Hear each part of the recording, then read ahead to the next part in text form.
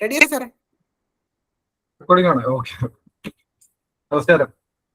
Team അധ്യാപക കൂട്ടത്തിന്റെ നേതൃത്വത്തിൽ പുതുതായിട്ട് ചുമതല ഏറ്റെടുത്ത പ്രഥമ അധ്യാപകർക്ക് ഒരു കൈത്താങ്ങിന് വേണ്ടി, കൈത്താങ് എന്ന തരത്തിലാണ് ഈ ഒരു ഗൂഗിൾ മീറ്റ് അറേഞ്ച് ചെയ്തിരിക്കുന്നത്.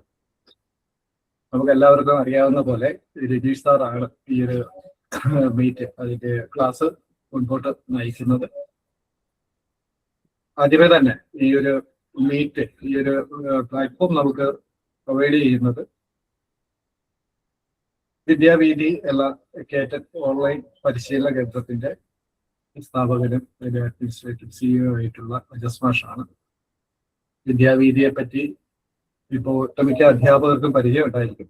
ഈ കഴിഞ്ഞ കുറച്ച് കാലങ്ങളായിട്ട്, കുറച്ച് വർഷങ്ങളായിട്ട് അധ്യാപന രംഗം, അധ്യാപകരാകാൻ ആഗ്രഹിക്കുന്ന ഒരു കൂട്ടം അധ്യാപകർക്ക് അവരുടെ സ്വപ്നങ്ങളിലേക്ക് എത്തിച്ചേരാൻ കൈത്താങ്ങാകുന്ന, അവർക്ക് സഹായകരമായി നിൽക്കുന്ന ഒരു ഓൺലൈൻ പ്ലാറ്റ്ഫോമാണ്. ചെറിയ ഫീസൊക്കെ ഈടാക്കുന്നുണ്ട് എങ്കിലും അതിന് അനുസരിച്ചുള്ള സേവനം അവർ കൃത്യമായിട്ട് നൽകുന്നുണ്ട്. അതുകൊണ്ട് ഞാൻ പേഴ്സണലായിട്ടുള്ള എക്സ്പീരിയൻസ് വെച്ച് എന്റെ ഉൾപ്പെടെ ഞാൻ നേരത്തെ പറയുന്നുണ്ട്, പലതവണ കേട്ടിട്ട് എഴുതി പരാജയപ്പെട്ട എന്റെ വൈഫിനെ രക്ഷപ്പെടുത്തിയത് അജസ് മാഷിന്റെ ടീം ആയതുകൊണ്ടാണ് ഞാൻ ഇവരെ കൂടുതൽ പ്രൊമോട്ട് ചെയ്യുന്നതെന്ന് പറഞ്ഞിട്ടുണ്ടായിരുന്നു.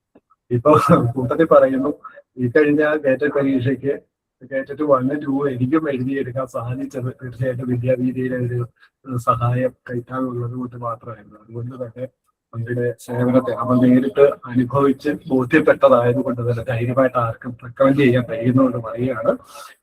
എക്സംസ് നിങ്ങളുടെ സബോർഡിനേറ്റ്സോ ഒക്കെ ഉണ്ട് എങ്കിൽ അവർക്കും ധൈര്യമായിട്ട് റെക്കമെൻഡ് ചെയ്യാം.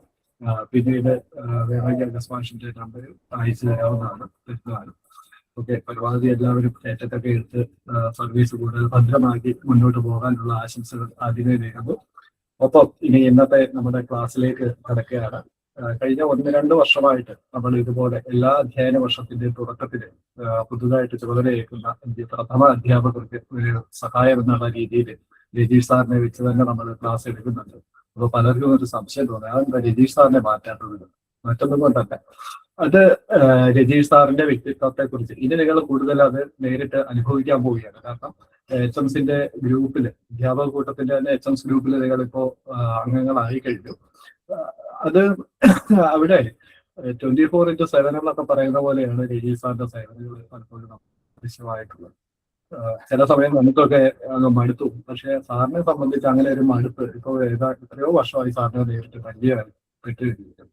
ഇപ്പൊ അധ്യാപക കൂട്ടത്തിന്റെ തന്നെ 4 ഗ്രൂപ്പ് അതേപോലെ സാറിന്റെ സ്വന്തം ഗ്രൂപ്പുണ്ട്, ലേറ്റസ്റ്റ് ഗവൺമെന്റ് ഓർഡേഴ്സ് പറഞ്ഞിട്ട്. അതിന് ഇതിനേക്കാൾ ഇരട്ടിയിലധികം എണ്ണം. ഇപ്പൊ എത്രയാണ് രജീഷ് സാറെ വാട്സപ്പ് ഗ്രൂപ്പ്?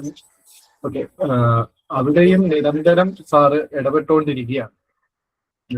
ഇപ്പോ അധ്യാപകര്, പ്രഥമ അധ്യാപകരാകട്ടെ മറ്റേ അധ്യാപക സുഹൃത്തുക്കളാകട്ടെ, ഇപ്പൊ സംശയം ചോദിച്ചാൽ അതിന് കൃത്യമായ മറുപടി നൽകിക്കൊണ്ട് അവർക്ക് വേണ്ട മറ്റേ എല്ലാ സൗകര്യങ്ങളും, എല്ലാ സംശയങ്ങൾക്ക് നിവാരണം നൽകിക്കൊണ്ട് ഇറങ്ങുന്ന പുതിയ ഓർഡറുകൾക്ക് കൃത്യമായ വിശദീകരണം ഉൾപ്പെടെ നൽകിക്കൊണ്ട് ഒരുപക്ഷെ നമ്മളുടെ കൺസൾട്ടന്റ്മാര് അവരെ മോശപ്പെടുത്തി പറയുകയല്ല, അവര് ഭീമമായ തുക വാങ്ങിക്കൊണ്ട് നൽകുന്ന പല സേവനങ്ങളും അദ്ദേഹം സൗജന്യമായിട്ട് തന്നെ നമ്മളുടെ ഗ്രൂപ്പുകൾ വഴി പ്രൊവൈഡ് ചെയ്യുന്നു എന്നുള്ളത് തന്നെയാണ്.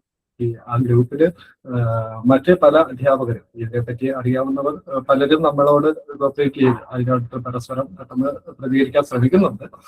എങ്കിലും ഒരുപക്ഷെ രജീഷ് സാറിനെ പോലെ മറ്റനേകം പേര് നമുക്കിടയിൽ ഉണ്ടായിരിക്കാം. പക്ഷെ രജീഷ് സാറിനെ പോലെ എന്തുകൊണ്ട് രജീഷ് സാർ ആകുന്നു എന്നതിന്റെ ഉത്തരം ഒരാഴ്ച കൊണ്ട് തന്നെ നിങ്ങൾക്ക് ബോധ്യപ്പെടും. അത് ആ ഗ്രൂപ്പിൽ തന്നെ മനസ്സിലാകും. കാരണം ഇപ്പോ ഈ പറഞ്ഞതൊക്കെ തന്നെയാണ്. അറിയാമെന്നത് കൊണ്ട് മാത്രം കാര്യമില്ല, അത് മറ്റുള്ളവർക്ക് കൂടി സഹായകരമാകത്തക്ക രീതിയിൽ അത് പങ്കിടുന്നു എന്നുള്ളത് തന്നെയാണ് അദ്ദേഹത്തിന്റെ ഒരു മഹത്വം എന്ന് പറയുന്നത്. തീർച്ചയായിട്ടും അദ്ദേഹത്തെ മഹാൻ എന്ന് തന്നെ വിശേഷിപ്പിക്കുകയാണ്. കാരണം ഓക്കെ, കൂടുതൽ പറഞ്ഞ് ബോറടിപ്പിക്കുന്നു. അപ്പോ ഇപ്പോ ഈ വർഷവും അദ്ദേഹത്തെ ക്ഷണിച്ചപ്പോൾ നമ്മളോട് വളരെ സന്തോഷത്തോടെ ഈ അധ്യാപകർക്ക് വേണ്ടി ഈ ഒരു മീറ്റ് കണ്ടക്ട് ചെയ്യാം എന്നുള്ള പൂർണ്ണമായ ഉത്തരവാദിത്വത്തോടെ നമുക്ക് ഏൽപ്പിക്കാൻ കഴിയും എന്നുള്ള വിശ്വാസത്തോടെയാണ് അദ്ദേഹത്തെ വിളിച്ചത്. അത് അങ്ങനെ തന്നെ മുന്നോട്ട് പോകട്ടെ. അപ്പോ നമ്മൾ കൂടുതൽ ഞാൻ സംസാരിച്ച സമയം കളയുന്നില്ല. എല്ലാവിധ ആശംസകളും പുതിയ എല്ലാ പ്രഥമ അധ്യാപകർക്കും നേർന്നുകൊണ്ട് ടീം അധ്യാപക കൂട്ടത്തിന്റെ പേരിലുള്ള എല്ലാ ആശംസകളും നേരുകയാണ്. എല്ലാവിധ സഹായവും ഞങ്ങളാൽ കഴിയുന്നത് നൽകാം എന്നുള്ളത് അറിയിച്ചുകൊണ്ട് നമുക്ക് ഇന്നത്തെ ഈ ഒരു ക്ലാസ്സിലേക്ക് കടക്കാം. അതോടൊപ്പം തന്നെ ചിലരെങ്കിലും ആദ്യമായിട്ടാണ് അധ്യാപക കൂട്ടത്തിൽ എത്തുന്നത് എങ്കിൽ ടീം അധ്യാപക കൂട്ടം എന്നുള്ളത് പ്രീ പ്രൈമറി മുതൽ 10ാം ക്ലാസ് വരെയുള്ള അധ്യാപകരുടെ ഒരു കൂട്ടായ്മയാണ്. നമുക്ക് പ്രീ പ്രൈമറി മുതൽ 10ാം ക്ലാസ് വരെ വിവിധ വിഷയ ക്ലാസ് ഗ്രൂപ്പുകളാണുള്ളത്. 2015 മുതലാണ് ഇതിന്റെ സേവനങ്ങൾ തുടങ്ങിയിട്ടുള്ളത്. തീർച്ചയായിട്ടും അത് ഞാൻ ഒരാൾ ഒറ്റയ്ക്കല്ല ചെയ്യുന്നത്. നമുക്ക് 60-ലേറെ അംഗങ്ങളുള്ള അഡ്മിൻസ് ഗ്രൂപ്പ് ഉണ്ട്. ഒപ്പം രജീഷ് സാറിനെ പോലെ അഡ്മിൻസ് ഗ്രൂപ്പിലെ രജീഷ് സാറ് ഇല്ല എന്നതുകൊണ്ട് അധ്യാപക കൂട്ടത്തിന്റെ ഭാഗമല്ലല്ല.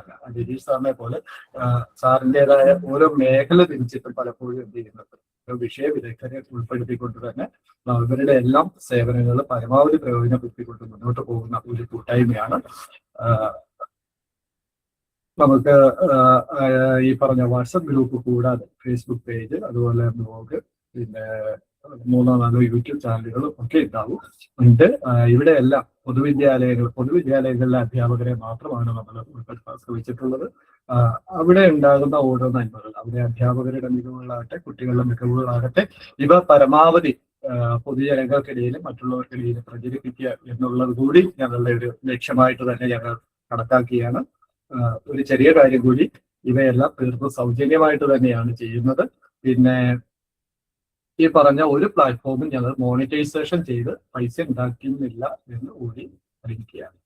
അത് ചിലർക്കെങ്കിലും ഈ യൂട്യൂബ് എന്നും ഫേസ്ബുക്ക് എന്നും ഒക്കെ കേൾക്കുമ്പോൾ കാശുണ്ടാക്കാനാണോ എന്നുള്ള ഒരു തോന്നൽ ഉണ്ടാവാം. തീർച്ചയായും നിങ്ങളുടെ കുഴപ്പമല്ല, ആദ്യമായിട്ട് കേൾക്കുന്നവർക്ക് അങ്ങനെയൊക്കെ തോന്നാം. പക്ഷെ അങ്ങനെയല്ല. ഞങ്ങൾ ഇതൊന്നും പൈസ ലക്ഷ്യം വെച്ചിട്ടല്ല, സാമ്പത്തിക ലാഭത്തിന് വേണ്ടിയല്ല. അതിനപ്പുറത്തേക്ക് നമ്മളുടെ പൊതുവിദ്യാലയങ്ങൾ കുറച്ചുകൂടി മെച്ചപ്പെടുത്താൻ വേണ്ടി തന്നാലായത് എന്ന വിധത്തിൽ നമുക്ക് ചെയ്യാവുന്നത് ഒരുമിച്ച് മുന്നോട്ട് പോകാം. ഇനിയുള്ള യാത്രയിൽ നിങ്ങളും ഒപ്പം ഉണ്ടാകും എന്ന് തന്നെ പ്രതീക്ഷിച്ചുകൊണ്ട് നമ്മളുടെ ക്ലാസ്സിലേക്ക് കിടക്കുകയാണ്. ഈ ക്ലാസ് നയിക്കുന്നതിന് വേണ്ടിയിട്ട് ഏറെ ബഹുമാനിയായ രജീഷ് സാറിനെ ക്ഷണിക്കുകയാണ്. ഒപ്പം തന്നെ ഒരു ചെറിയ അറിയിപ്പ് കൂടി നൽകുകയാണ്. ഒരു അരമണിക്കൂർ മുമ്പാണ് സാറ് വിളിച്ചിട്ട് ഒരു ചെറിയ വിവരം അറിയിച്ചത്. അതായത് നമ്മളെ ഇന്ന് ഏറ്റവും പ്രധാനമായിട്ട് കൊണ്ടുപോകണം എന്ന് കരുതിയിരുന്ന ഒരു സെഷൻ സ്പാർക്കുമായിട്ട് ബന്ധപ്പെട്ടായിരുന്നു. നിർഭാഗ്യവശാല് സ്പാർക്കുമായിട്ട് ഇന്ന് എന്തോ അറ്റകുറ്റപ്പണികൾക്ക് ആയിട്ട് ബന്ധപ്പെട്ട് അത് ക്ലോസ് ചെയ്തിട്ടുണ്ടെന്നും തിങ്കളാഴ്ച രാത്രി മാത്രമേ ഇനി അത് ഓപ്പൺ ചെയ്യുകയുള്ളൂ എന്നുമാണ് അറിയിച്ചത്. അതുകൊണ്ട് സ്പാർക്കുമായിട്ട് ബന്ധപ്പെട്ട വിവരങ്ങൾ ലൈവായിട്ട് കാണിച്ച് ചെയ്യാൻ പ്രയാസമായിരിക്കും എന്ന് സാർ അറിയിച്ചിട്ടുണ്ട്. പക്ഷെ അത്യാവശ്യ വിവരങ്ങൾ പറയാൻ പറ്റുന്നത് നേരിട്ട് പറയുമെന്നും ഒരു പക്ഷെ പിന്നീട് ഇത് കാണിച്ചു തന്നെ ലൈവായിട്ട് കാണിച്ചു തന്നെ ഒരു ക്ലാസ് ചെയ്യേണ്ടി വന്നാൽ അങ്ങനെ ആവശ്യമുണ്ട് എങ്കിൽ അത് പിന്നീട് സാറ് സൗകര്യപ്രദമായിട്ട് ഒരു സമയം അഡ്ജസ്റ്റ് ചെയ്ത് എല്ലാവർക്കും നമുക്ക് ഇതുപോലെ ഒരിക്കൽ കൂടി ഒരുമിച്ചിരിക്കാമെന്നും അറിയിച്ചിട്ടുണ്ട്.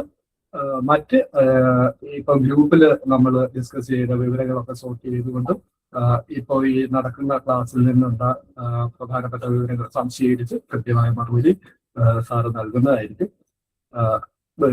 രജീഷ് സാറിനെ ഈ ക്ലാസ് നയിക്കുന്നതിന് വേണ്ടിയിട്ട് ഏറെ സ്നേഹത്തോടെ ഏറെ ആഗ്രഹത്തോടെ ക്ഷണിച്ചോളൂ. ഓക്കെ. പ്രിയപ്പെട്ട രജീഷ് സംഗമോ, 209 പേരാണ് പ്രധാന അധ്യാപകരായിട്ട് ഈ ക്ലാസ് അറ്റൻഡ് ചെയ്യാൻ വേണ്ടി ഈ ഗ്രൂപ്പിൽ വന്നിട്ടുള്ളത്. എല്ലാ അംഗങ്ങൾക്കും സ്വാഗതം ആശംസിച്ചുകൊണ്ട് തുടങ്ങാം. രതീഷ് പറഞ്ഞതുപോലെ സ്പാർക്കായിരുന്നു നമ്മൾ പ്രധാനമായും ഉദ്ദേശിച്ചിരുന്നത്. പക്ഷേ സ്പാർക്കിന്റെ അറ്റകുറ്റപ്പണികൾക്ക് വേണ്ടി ഇന്നലെ വൈകിട്ട് സ്പാർക്ക് നിർത്തിവെച്ചിരിക്കുകയാണ്. ഇനി തിങ്കളാഴ്ച രാവിലെ മാത്രമേ സ്പാർക്ക് കിട്ടിത്തുടങ്ങുന്നുള്ളൂ. ഒരു പ്രധാന പ്രശ്നമായി എന്നുള്ളത് കൊണ്ട് തന്നെ ഇന്നത്തെ ക്ലാസ് മാറ്റിവെക്കുന്നതുമായി ബന്ധപ്പെട്ട് രതീഷ് ചോദിച്ചതാണ്. പിന്നെയും മറ്റു കാര്യങ്ങൾ നമുക്ക് പറഞ്ഞു നിർത്താമെന്നുള്ള രൂപത്തിലേക്കാണ് ഇന്നത്തെ ക്ലാസ് തുടരട്ടെ എന്ന് തീരുമാനിച്ചത്. എന്നിരുന്നാലും സ്പാർക്കുമായി ബന്ധപ്പെട്ട് നമ്മൾ ശ്രദ്ധിക്കേണ്ട കാര്യങ്ങൾ നമുക്ക് സ്പാർക്ക് കാണിക്കാതെ തന്നെ വേണമെങ്കിൽ പറയാവുന്നത് കൊണ്ട് അതിൽ തന്നെ തുടങ്ങാം എന്നാണ് ഞാൻ ഉദ്ദേശിക്കുന്നത്. അതിൽ തുടങ്ങട്ടെ.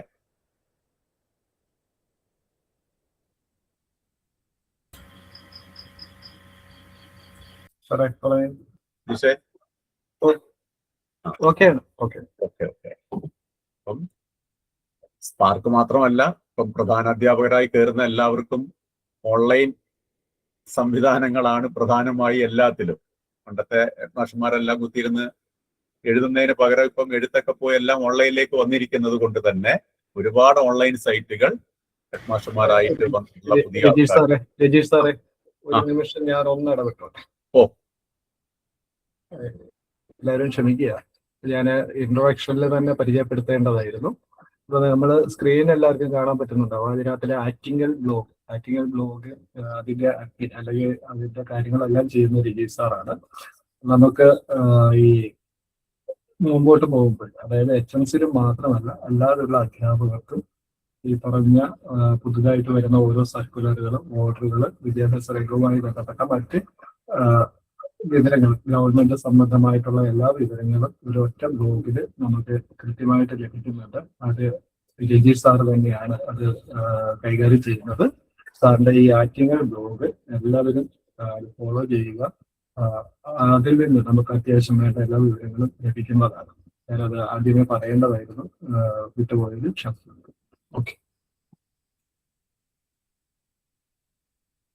ഓക്കെ. അപ്പൊ നമുക്ക് സ്പാർക്കുമായി ബന്ധപ്പെട്ട് സ്പാർക്കിന്റെ ഓൺലൈൻ സൈറ്റിൽ നമുക്കിപ്പോ കാണിച്ചു തരാൻ പറ്റിയിട്ടില്ലെങ്കിലും നമ്മൾ ശ്രദ്ധിക്കേണ്ട കുറച്ച് കാര്യങ്ങളാണ് ഞാൻ പറയുന്നത്. അത് ഒന്ന് നോട്ട് ചെയ്യാൻ പറ്റുന്നവര് നോട്ട് ചെയ്യുക.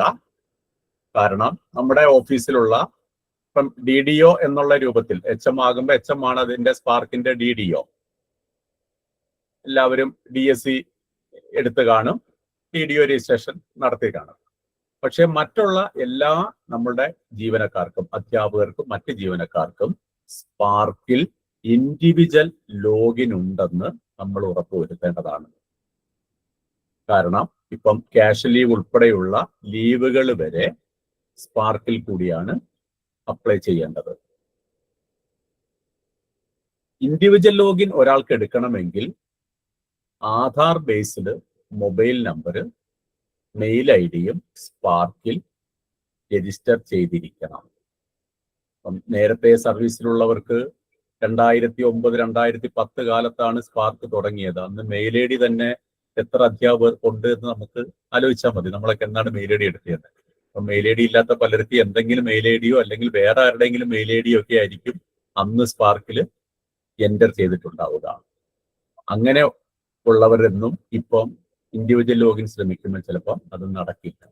അതുകൊണ്ട് തന്നെ സ്പാർക്കില് പുതിയ മെനു സർവീസ് മാറ്റേഴ്സിനകത്ത് change mail ID and mobile number എന്ന് പറഞ്ഞ മെനു വന്നിട്ടുണ്ട്. കാണിച്ചു തരാൻ സ്പാർക്ക് കിട്ടാത്തത് കൊണ്ട് പറ്റുന്നില്ല. അതിൽ ആധാർ നമ്പരും പെൻ നമ്പരും കൊടുത്തുകൊണ്ട് ആധാർ ബേസ്ഡ് മൊബൈൽ നമ്പർ തന്നെ കൊടുത്ത് അതിൽ വരുന്ന OTP വെച്ചുകൊണ്ട്, അതുപോലെ മെയിൽ ID യഥാർത്ഥത്തിലുള്ള മെയിൽ IDയും കൊടുത്ത് അതിൽ വരുന്ന OTP വെച്ച് കൺഫേം ചെയ്താൽ അവരുടെ പേഴ്സണൽ ഡീറ്റെയിൽസിലെ കോണ്ടാക്ട് ഡീറ്റെയിൽസിൽ ഈ ഫോൺ നമ്പറും മെയിൽ IDയും അപ്ഡേറ്റഡ് ആകും. നേരത്തെ സ്പാർക്കിൽ നമുക്ക് കോണ്ടാക്ട് ഡീറ്റെയിൽസ് എഡിറ്റ് ചെയ്ത് മാറ്റാനുള്ള ഓപ്ഷൻ ഉണ്ടായിരുന്നു. ഇപ്പം അങ്ങനെ നമുക്ക് തിരുത്താൻ പറ്റാത്ത രീതിയിലാണ്. ഈ പറഞ്ഞ രീതിയിലായിരിക്കണം അത് തിരുത്തേണ്ടത്. അതുകൊണ്ട് തന്നെ എല്ലാ ജീവനക്കാർക്കും ഇൻഡിവിജ്വൽ ലോഗിൻ നമ്മൾ ഉറപ്പുവരുത്തണം.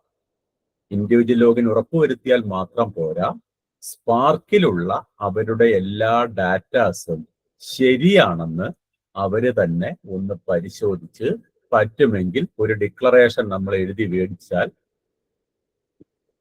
കേൾക്കാൻ പറ്റുന്നില്ലേ? നിതീഷ കേൾക്കുന്നില്ലേ? കേൾക്കാം.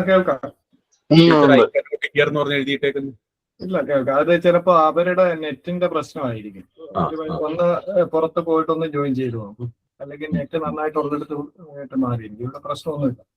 ഓക്കെ. കാരണം പലരുടെയും സ്പാർക്കിലെ പേഴ്സണൽ ഡീറ്റെയിൽസിനകത്ത് ഒരുപാട് തെറ്റുകൾ ഉണ്ട് എന്നുള്ളതൊരു സത്യമാണ്. പ്രത്യേകിച്ച് പേരിൽ തന്നെ ചിലവരുടെ ഇനിഷ്യൽ സ്പാർക്കിൽ ആദ്യമായിരിക്കും, ആധാറിൽ ഇനിഷ്യൽ അവസാനമായിരിക്കും. HM ആകുമ്പോൾ ഡിജിറ്റൽ സിഗ്നേച്ചർ എടുക്കുന്നത് ആധാർ ബേസ്ഡിലാണ്.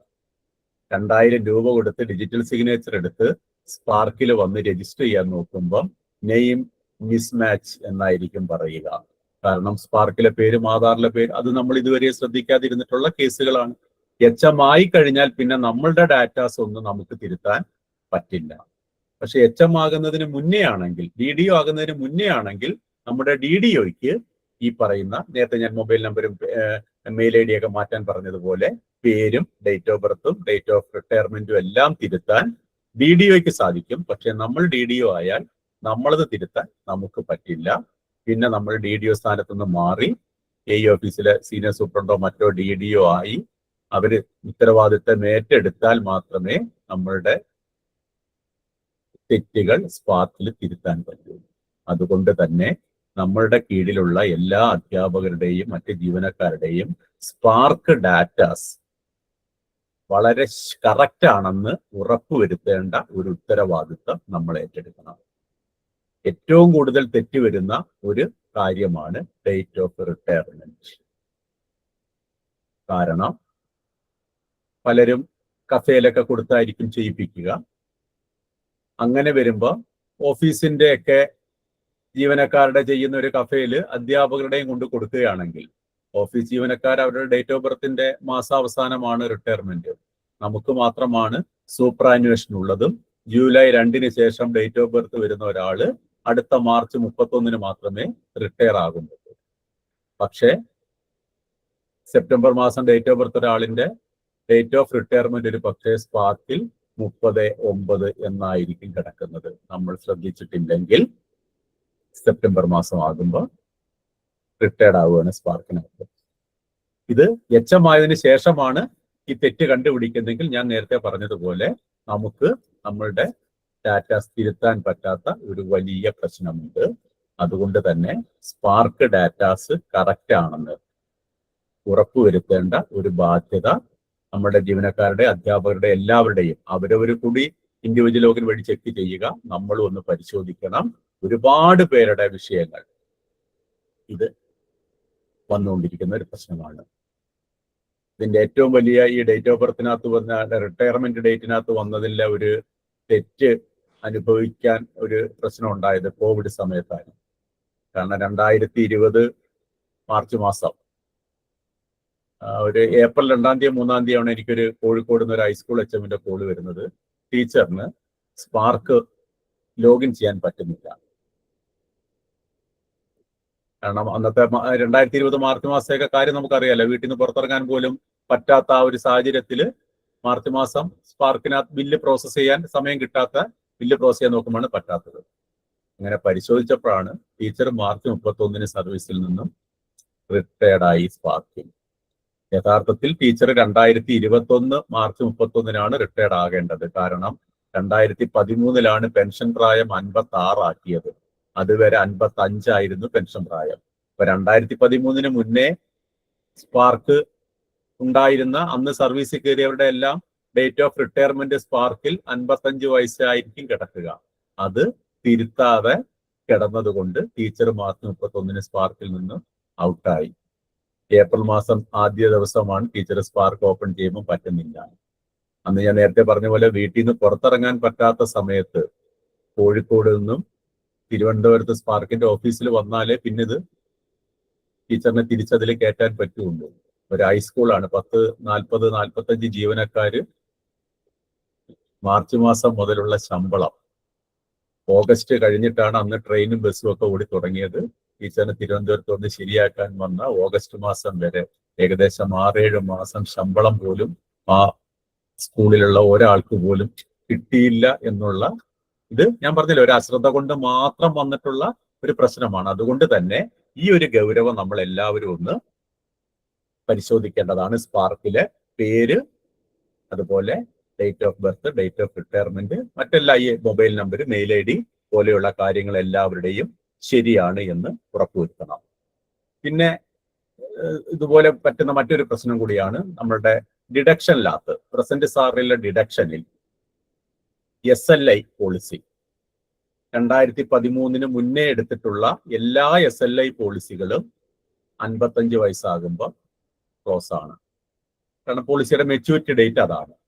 പക്ഷേ സ്പാർക്കിൽ നമ്മൾ ഡിഡക്ഷനിൽ ഡ്യൂ ഡേറ്റ് മുൻകൂട്ടി കൊടുത്തിട്ടില്ലെങ്കിൽ പൈസ ആ ഡേറ്റ് കഴിഞ്ഞാലും സ്പാർക്കിൽ നിന്ന് പിടിച്ചുകൊണ്ടേയിരിക്കും.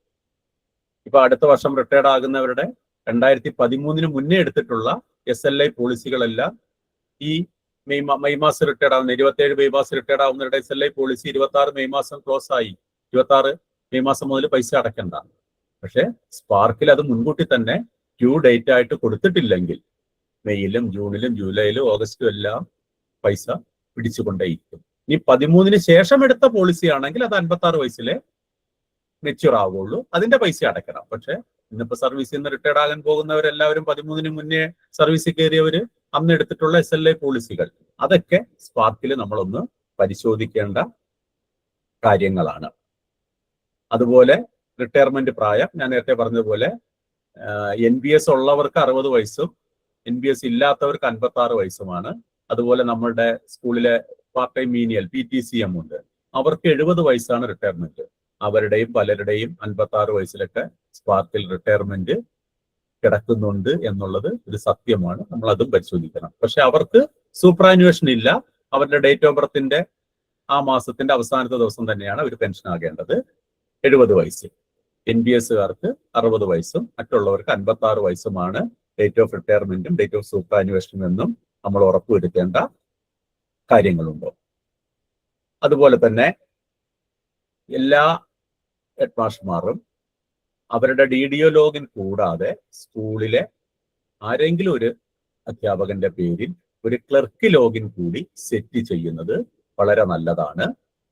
കാരണം എല്ലായ്പ്പോഴും നമ്മുടെ ലോഗിൽ തന്നെ കയറണമെന്നില്ല. ക്ലർക്ക് ലോഗിൻ സെറ്റ് ചെയ്യുന്നതിന് സ്പാർക്കിലെ അഡ്മിനിസ്ട്രേഷനിൽ ക്രിയേറ്റ് യൂസർ അണ്ടർ DDO എന്ന് പറയുന്ന ഒരു മെനു ഉണ്ട്. അവിടെ കയറി ആ ക്ലർക്ക് ലോഗിൻ ആർക്കാണോ കൊടുക്കേണ്ടത് അവരുടെ പെൻ നമ്പർ കൊടുത്ത് ഏതൊക്കെ പവർ അവർക്ക് കൊടുക്കണമെന്ന് ടിക്ക് ചെയ്ത് സബ്മിറ്റ് ചെയ്യുമ്പോൾ പിന്നെ അവരുടെ ഇൻഡിവിജ്വൽ ലോഗിനിൽ കയറിയാൽ DDO ലോഗിനാണ്. പക്ഷെ അവർക്ക് അപ്രൂവ് ചെയ്യാനും മറ്റൊന്നും പറ്റില്ല. അല്ലാതെ ബില്ല് പ്രോസസ് ചെയ്യാനും ബില്ലിന്റെ പ്രിന്റ് എടുക്കുന്നതിനും ഒക്കെ ചെയ്യാം. പക്ഷെ അപ്രൂവ് പോലെയുള്ള കാര്യങ്ങൾ DDOക്ക് മാത്രമേ ചെയ്യാൻ പറ്റുള്ളൂ. അതുകൊണ്ട് എല്ലാവരും ഒരു ക്ലർക്ക് ലോഗിൻ കൂടി സ്പാർക്കിൽ സെറ്റ് ചെയ്യുന്നത് നല്ലതായിരിക്കും.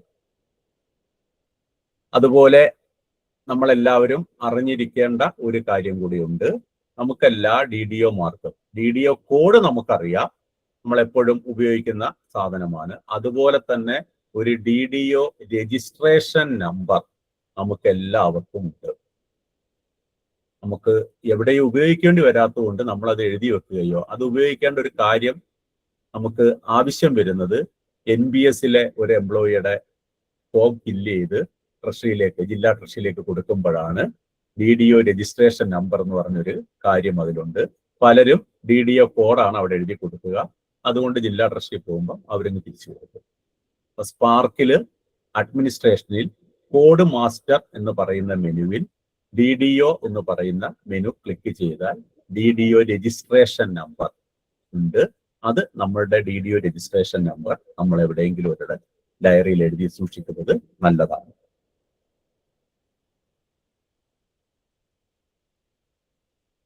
അതുപോലെ തന്നെ ലീവ് ഡീറ്റെയിൽസ് ഒന്നും കൂടെ അതൊന്ന് പറയാനേ സാറേ. ടീച്ചറെ DDO രജിസ്ട്രേഷൻ നമ്പറോ?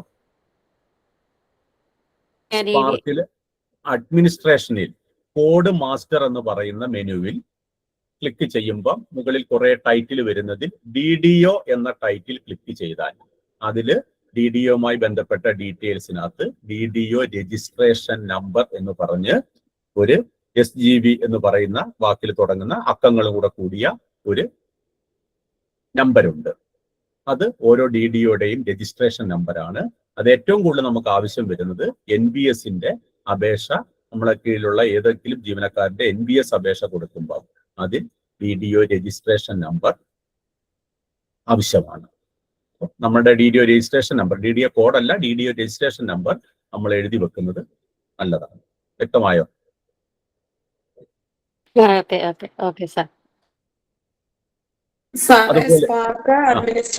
പിന്നെ ഏതായിരുന്നു? അത് എടുക്കുന്ന അതെങ്ങനെയായിരുന്നു? അഡ്മിനിസ്ട്രേറ്റർ? കോഡ് മാസ്റ്ററിലെ DDO.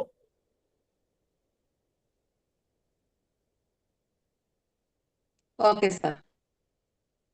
അതുപോലെ സ്പാർക്കിൽ എല്ലാവരുടെയും ലീവ് അപ്ഡേറ്റ് ചെയ്യേണ്ട ഒരു ഉത്തരവാദിത്തം നമുക്കുണ്ട്. ഞാൻ നേരത്തെ പറഞ്ഞതുപോലെ ക്യാഷ് ലീവ് ഉൾപ്പെടെയുള്ള ലീവുകൾ ഇപ്പോൾ സ്പാർക്ക് വഴിയാണ് അപ്ലൈ ചെയ്യുന്നത്. ഒരാൾ HPL എടുക്കാനോ കമ്മ്യൂട്ടർ ലീവ് എടുക്കാനോ സ്പാർക്കിൽ കയറുമ്പോൾ അയാളുടെ ക്രെഡിറ്റിൽ ലീവ് ഇല്ലാത്ത ഒരനുഭവം ഒരുപാട് പേർക്ക് വരുന്നുണ്ട്. അതുകൊണ്ട് നമ്മൾ സർവീസ് ബുക്കിൽ ഓരോ വർഷവും അവർ സർവീസിൽ കയറി കംപ്ലീറ്റഡ് ഇയേഴ്സ് വെച്ചുകൊണ്ട് സർവീസ് ബുക്കിൽ ലീവ് എഴുതുന്ന പോലെ തന്നെ സ്പാർക്കിലും സർവീസ് മാറ്റേഴ്സിലെ ലീവ് അക്കൗണ്ട് അപ്ഡേറ്റ് ചെയ്ത് പോകേണ്ടതാണ്. പലരുടെയും സ്പാർക്ക് എടുക്കുമ്പോൾ 2012-ലോ 2013-ലോ ഒക്കെയാണ് ലാസ്റ്റ് ലീവ് കിടക്കുന്നത്. അതിനുശേഷമുള്ള ലീവ് ആരുടെയും എൻട്രി ചെയ്യാത്ത, അത് ഏൺ ലീവും അതുപോലെ എൻട്രി ചെയ്ത് സറണ്ടർ ചെയ്തിട്ടില്ലെങ്കിൽ പോലും ലീവ് ക്രെഡിറ്റിൽ നമ്മൾ ഓരോ വർഷവും എൻട്രി ചെയ്തെടുത്തത് ശ്രദ്ധിക്കേണ്ട ഒരു കാര്യമാണ്.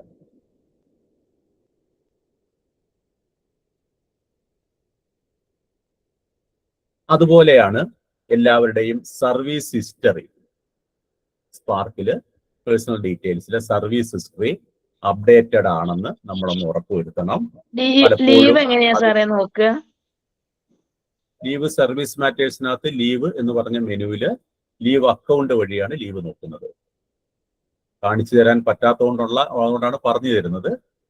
നമുക്ക് അടുത്ത ഒരു ദിവസം സ്പാർക്ക് തിരിച്ചു കിട്ടിയതിനു ശേഷം ഒരു ഓൺലൈൻ ക്ലാസ് ഇതിനു വേണ്ടിയിട്ട് കാണിക്കാൻ വേണ്ടിയിട്ട് വെക്കാം. സർ, മൊബൈൽ ആപ്പ് വഴി അത് ചെയ്യാൻ പറ്റുമോ? സ്പാർക്ക് ഓൺ മൊബൈൽ വഴി നേരത്തെയുള്ള ലീവ് അപ്ലൈ ചെയ്യാൻ മൊബൈൽ ആപ്പ് വഴി അവർക്ക് പറ്റും. DDO ലോഗിനകത്ത് മൊബൈൽ ആപ്പ് വഴി കുറെ റിസ്ക് ആണ്. ലാപ്പായിരിക്കും നമുക്ക് ഏറ്റവും സൗകര്യം. സ്പാർക്കിൽ അപ്ഡേറ്റ് ആയി വരില്ലല്ലേ ആപ്പ് വഴി ചെയ്യുമ്പോ? എങ്ങനെ? സ്പാർക്കില് CMLL ഒക്കെ അപ്ഡേറ്റ് ആയിട്ട് വരുമോ? ഇല്ലല്ലേ? ഇല്ല, നമ്മള് DDO ലോഗിൽ നിന്നുകൊണ്ട് അപ്ഡേഷൻ കൊടുത്താലേ അപ്ഡേറ്റഡ് ആവുള്ളൂ. ലീവ് അക്കൗണ്ട് വഴി അപ്ഡേഷൻ കൊടുക്കണം. ഓക്കെ. അത് ആപ്പ് ഉപയോഗിക്കുന്നത്, ആപ്പിനകത്ത് ഇൻഡിവിജ്വൽ ലോഗിനാണ് ആപ്പ് സാധാരണയായിട്ട് വരുന്നത്. അതുപോലെ നമുക്ക് ശ്രദ്ധിക്കേണ്ട ഒരു കാര്യമാണ് ഡെയിലി വേജസ്. അധ്യാപകര് നമ്മുടെ ഓഫീസിൽ വർക്ക് ചെയ്ത് അവരുടെ പീരീഡ് കംപ്ലീറ്റഡ് ആകുമ്പോൾ സ്പാർക്കിൽ അവരെ ആ ഡേറ്റ് വെച്ച് ടെർമിനേറ്റ് ചെയ്യാൻ നമ്മൾ മറന്നു പോകരുത്. പലർക്കും പറ്റുന്ന ഒരു വലിയ അബദ്ധമാണത്. ഉദാഹരണത്തിന് കഴിഞ്ഞ വർഷം മാർച്ച് വരെ നമ്മുടെ സ്കൂളിൽ ഒരു ടീച്ചർ ഡെയിലി ആയിട്ട് വർക്ക് ചെയ്തിരുന്നു. ഇനി അടുത്തൊരു ജൂലൈ ഓഗസ്റ്റ് മാസത്തിലോ വല്ലോ ആ കുട്ടി, അല്ലെങ്കിൽ ജൂൺ മാസത്തിൽ തന്നെ വേറെ ഏതെങ്കിലും ഒരു സ്കൂളിൽ പോയി ഡെയിലി ആയിട്ട് കയറുന്നു. അവര് സ്പാർക്കിൽ അതിനെ രജിസ്റ്റർ ചെയ്യാൻ വേണ്ടി ശ്രമിക്കുമ്പോൾ അത് മറ്റൊരു സ്കൂളിൽ, നമ്മുടെ സ്കൂളിൽ കിടക്കുന്നതായിട്ട് അവരുടെ സ്പാർക്കിൽ കാണിക്കും. കാരണം നമ്മൾ ടെർമിനേറ്റ് ചെയ്യാത്തതുകൊണ്ട്. അവര് നമ്മളെ വിളിച്ചു പറയുമ്പോൾ നമ്മൾ പെട്ടെന്ന് കയറി ടെർമിനേഷൻ എടുത്ത് ക്ലിക്ക് ചെയ്താൽ നമ്മൾ ചെയ്യുന്ന ഡേറ്റ് വെച്ചിട്ടാണ് ടെർമിനേഷൻ ആവുക. ഈ കുട്ടി ചിലപ്പോൾ 1-ാം തീയതി മുതൽ ആ സ്കൂളിൽ വർക്ക് ചെയ്യായിരിക്കും. നമ്മളൊരു 25-ാം തീയതി 30-ാം തീയതിയാണ് അവർ പറയുന്ന കേട്ടുകൊണ്ട് ടെർമിനേഷൻ ഡേറ്റ് കൊടുക്കാതെ ടെർമിനേറ്റ് ചെയ്താൽ അത്രയും ദിവസം അവിടെ ജോലി ചെയ്ത കുട്ടിക്ക് ശമ്പളം മാറാൻ പറ്റാത്ത ഒരു വലിയ പ്രശ്നവും അത് നമ്മളുടെ ബാധ്യതയായി അവരൊരു പരാതി കൊടുത്തു കഴിഞ്ഞാൽ ഉണ്ടാവുകയും ചെയ്യും. അതുകൊണ്ട് തന്നെ ഡെയിലി വേജസ് നമ്മുടെ സ്കൂളിൽ വർക്ക് ചെയ്യുന്നവരുടെ ഡേറ്റ് തീർന്നാൽ. ഹലോ, ഇത് പിന്നെ ഗവൺമെന്റ് സ്കൂളിന്റെ അല്ലേ സാറ് പറയുന്നില്ല? എയ്ഡഡ് സ്കൂളിന് ബാധകമാവോ? ഗവൺമെന്റ് സ്കൂള്, എയ്ഡഡ് സ്കൂളിൽ വേറൊരു സ്കൂളിൽ വർക്ക് ചെയ്യല് മാറി വർക്ക് ചെയ്യുന്നത് കുറവായിരിക്കുമല്ലോ. ഗവൺമെന്റ് സ്കൂളിന്റെ കാര്യമാണ് ഞാൻ പറഞ്ഞത്. ഗവൺമെന്റ് സ്കൂളിലാണ് അടുത്ത വർഷം. എയ്ഡഡ് സ്കൂളിലും അങ്ങനെ വരാമല്ലോ. എയ്ഡഡ് സ്കൂളിലും വരാം, പക്ഷെ ഗവൺമെന്റ് സ്കൂളിലാണ് ഏറ്റവും കൂടുതൽ ഉണ്ടാവുക. ചിലപ്പോൾ ഉണ്ടാവാം. കാരണം ഡെയിലി വൈസ് ആയിട്ട് വർക്ക് ചെയ്യുന്ന ഒരാൾ മറ്റൊരു സ്കൂളിൽ പോയി അടുത്ത വർഷം വർക്ക് ചെയ്യാം. ഏറ്റവും കൂടുതൽ ഗവൺമെന്റ് സ്കൂളിലാണ് ഉണ്ടാവുന്നത്.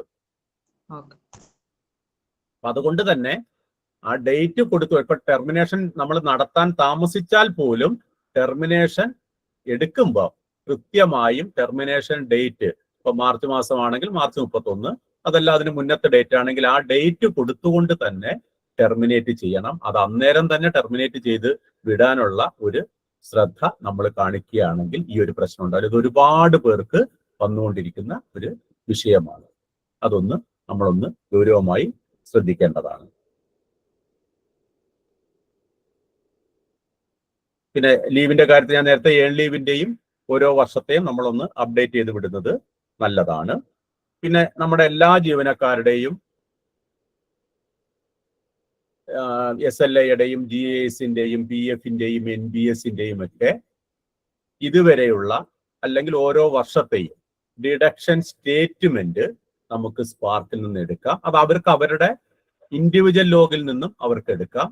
അതൊന്ന് എടുത്തു വെക്കുന്നത് വളരെ നല്ലതാണ്. ഇപ്പം GASന്റെ SLAയുടെ ഒക്കെ ക്ലോഷർ കൊടുക്കാൻ പാസ്ബുക്ക് മാത്രം കൊടുത്താൽ ഓഫീസിൽ മേടിക്കുന്നില്ല, ഈ ഡിഡക്ഷൻ സ്റ്റേറ്റ്മെന്റ് കൂടി പരിശോധിക്കുന്നുണ്ട്.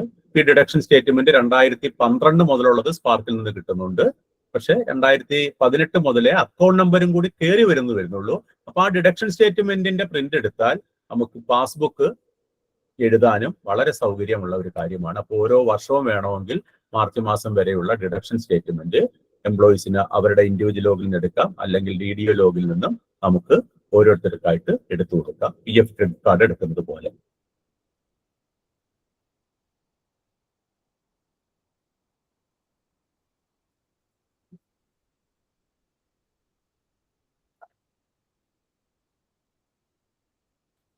പിന്നെ സ്പാർക്കില് നേരത്തെ സംശയങ്ങൾ ഗ്രൂപ്പിനകത്ത് ചോദിച്ചതിനകത്ത് പുതിയ ഡെയിലി വേസ് എംപ്ലോയീസിനെയൊക്കെ എങ്ങനെയാണ് ഉൾപ്പെടുത്തുന്നത് എന്ന് ചോദിച്ചിരുന്നു.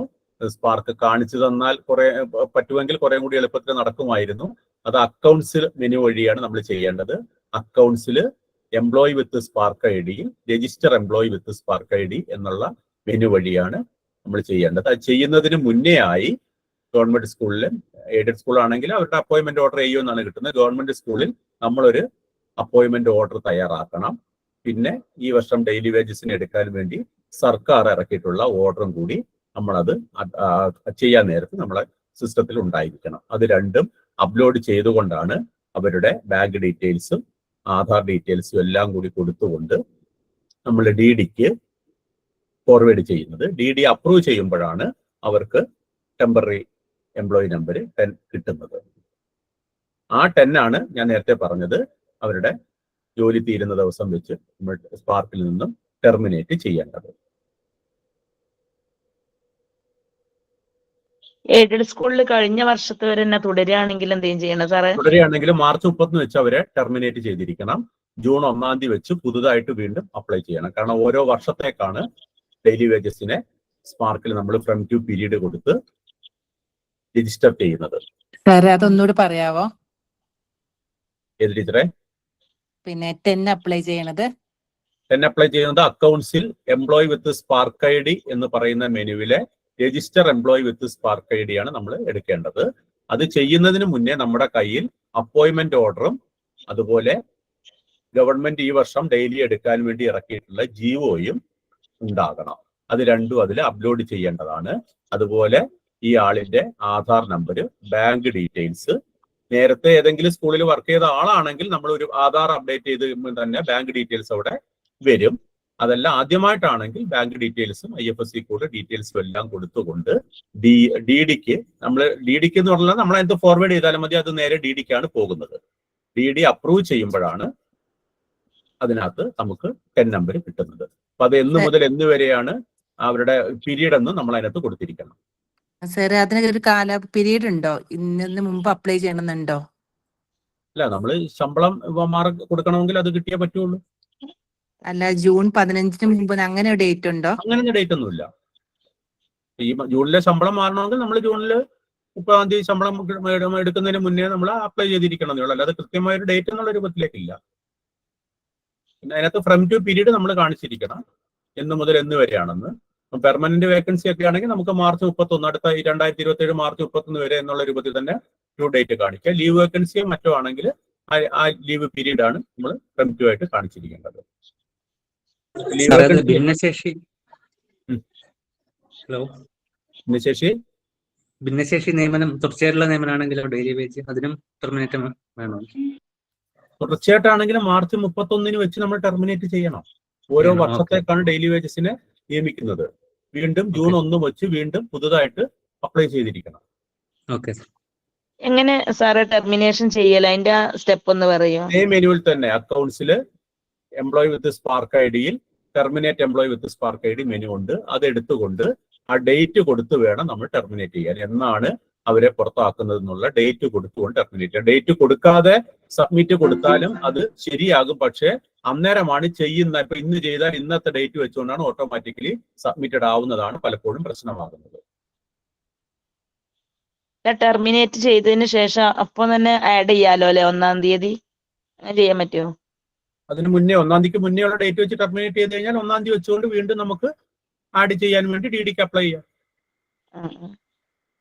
ടെർമിനേറ്റ് ചെയ്താലേ അപ്ലൈ ചെയ്യാൻ പറ്റുള്ളൂ. അതിന്റെ ഓർഡർ ഒന്നും വരണ്ട. നമുക്ക് അതിന്റെ ഓർഡർ വരുമല്ലോ നിയമനത്തിനുള്ള, അത് വരാനൊന്നും കാത്തിക്കണ്ട. എയ്ഡഡില് ഓർഡർ വന്നാലേ കൊടുക്കാൻ പറ്റുള്ളൂ. ഗവൺമെന്റിലാണെങ്കിൽ HM ആണ് ഓർഡർ ഉണ്ടാക്കുന്നത്. എയ്ഡഡിൽ ഓർഡർ വന്നാലേ, ഓർഡർ ഞാൻ നേരത്തെ പറഞ്ഞല്ലോ, ഓർഡറും ഗവൺമെന്റ് ഓർഡറും നമ്മൾ അതിനകത്ത് അപ്ലോഡ് ചെയ്യാനുള്ളതാണ്. അതുകൊണ്ട് ഓർഡർ കിട്ടാതെ പറ്റില്ല.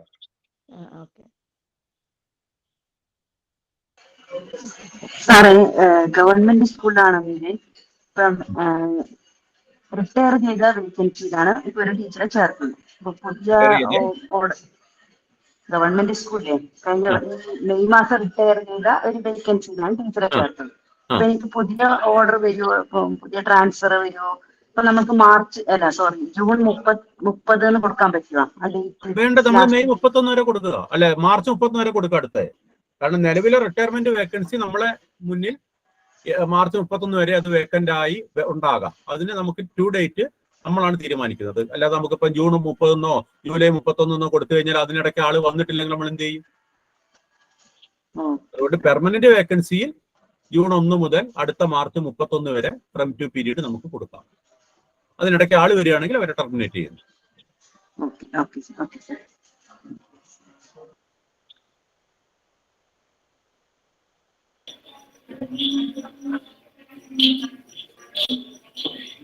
സാർ, ഇപ്പൊ ഈ HTV പോസ്റ്റ് വെക്കുന്നത് മാനേജറാണോ അതോ മറ്റേ നമ്മുടെ HTV പോസ്റ്റ് സർക്കാരാണ്, DD ആണ് നിയമിക്കുന്നത്. കാരണം പ്രൊട്ടക്ഷന് വേണ്ടി അധ്യാപകരെ നിയമിക്കാൻ വേണ്ടിയിട്ടാണ് HTV പോസ്റ്റ്.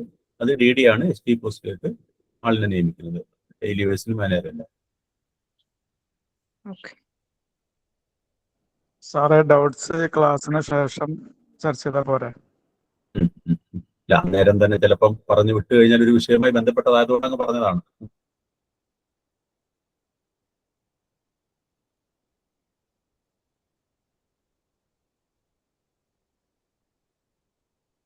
പിന്നെ സ്പാർക്കുമായി ബന്ധപ്പെട്ട് പൊതുവെ ഏതെങ്കിലും സംശയങ്ങൾ എന്തെങ്കിലും ചോദിക്കാനുണ്ടെങ്കിൽ ചോദിച്ചാൽ അത് ഇപ്പൊ കാണിച്ചു തരാൻ പറ്റില്ല, പറഞ്ഞു തരാം.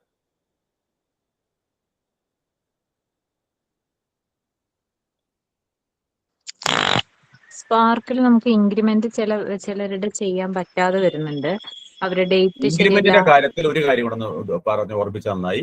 അതായത് ഇപ്പം ഗവൺമെന്റ് സ്കൂളിലൊക്കെ ആണെങ്കിൽ ഫ്രഷ് പോസ്റ്റിങ് ഇന്നൊരാൾ വന്നാൽ അവരുടെ ഫസ്റ്റ് ഇൻക്രിമെന്റ് അടുത്ത ജൂൺ 1-ാം തീയതി എന്നുള്ള രൂപത്തിലേക്കായിരിക്കും വരിക. പക്ഷെ സെക്കൻഡ് ഇൻക്രിമെന്റ് അവരുടെ വരുന്നത് കയറിയ ഡേറ്റ് ആണ്. പക്ഷെ നമ്മളത് പലപ്പോഴും ശ്രദ്ധിക്കാതെ അടുത്ത കൊല്ലം ഇന്നിപ്പം കയറുന്ന ഒരാൾക്ക് 2026 ജൂൺ 13 കയറിയാൽ അടുത്ത കൊല്ലത്തെ ഇൻക്രിമെന്റ് 2027 ജൂൺ 1-നാണ്.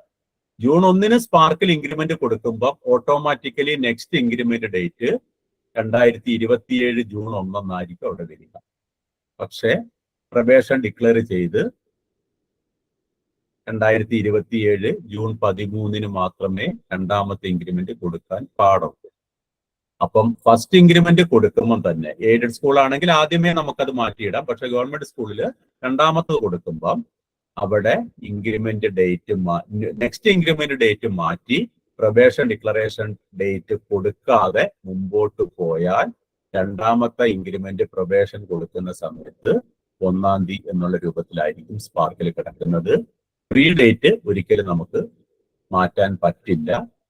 അത് പലരും ശ്രദ്ധിക്കാതെ ഇൻക്രിമെന്റ് പാസ്സാക്കുകയും ഓഡിറ്റ് ഒബ്ജക്ഷൻ വന്ന് പിന്നെ പൈസ തിരിച്ചടയ്ക്കേണ്ട ഒരു കാര്യവും വരും.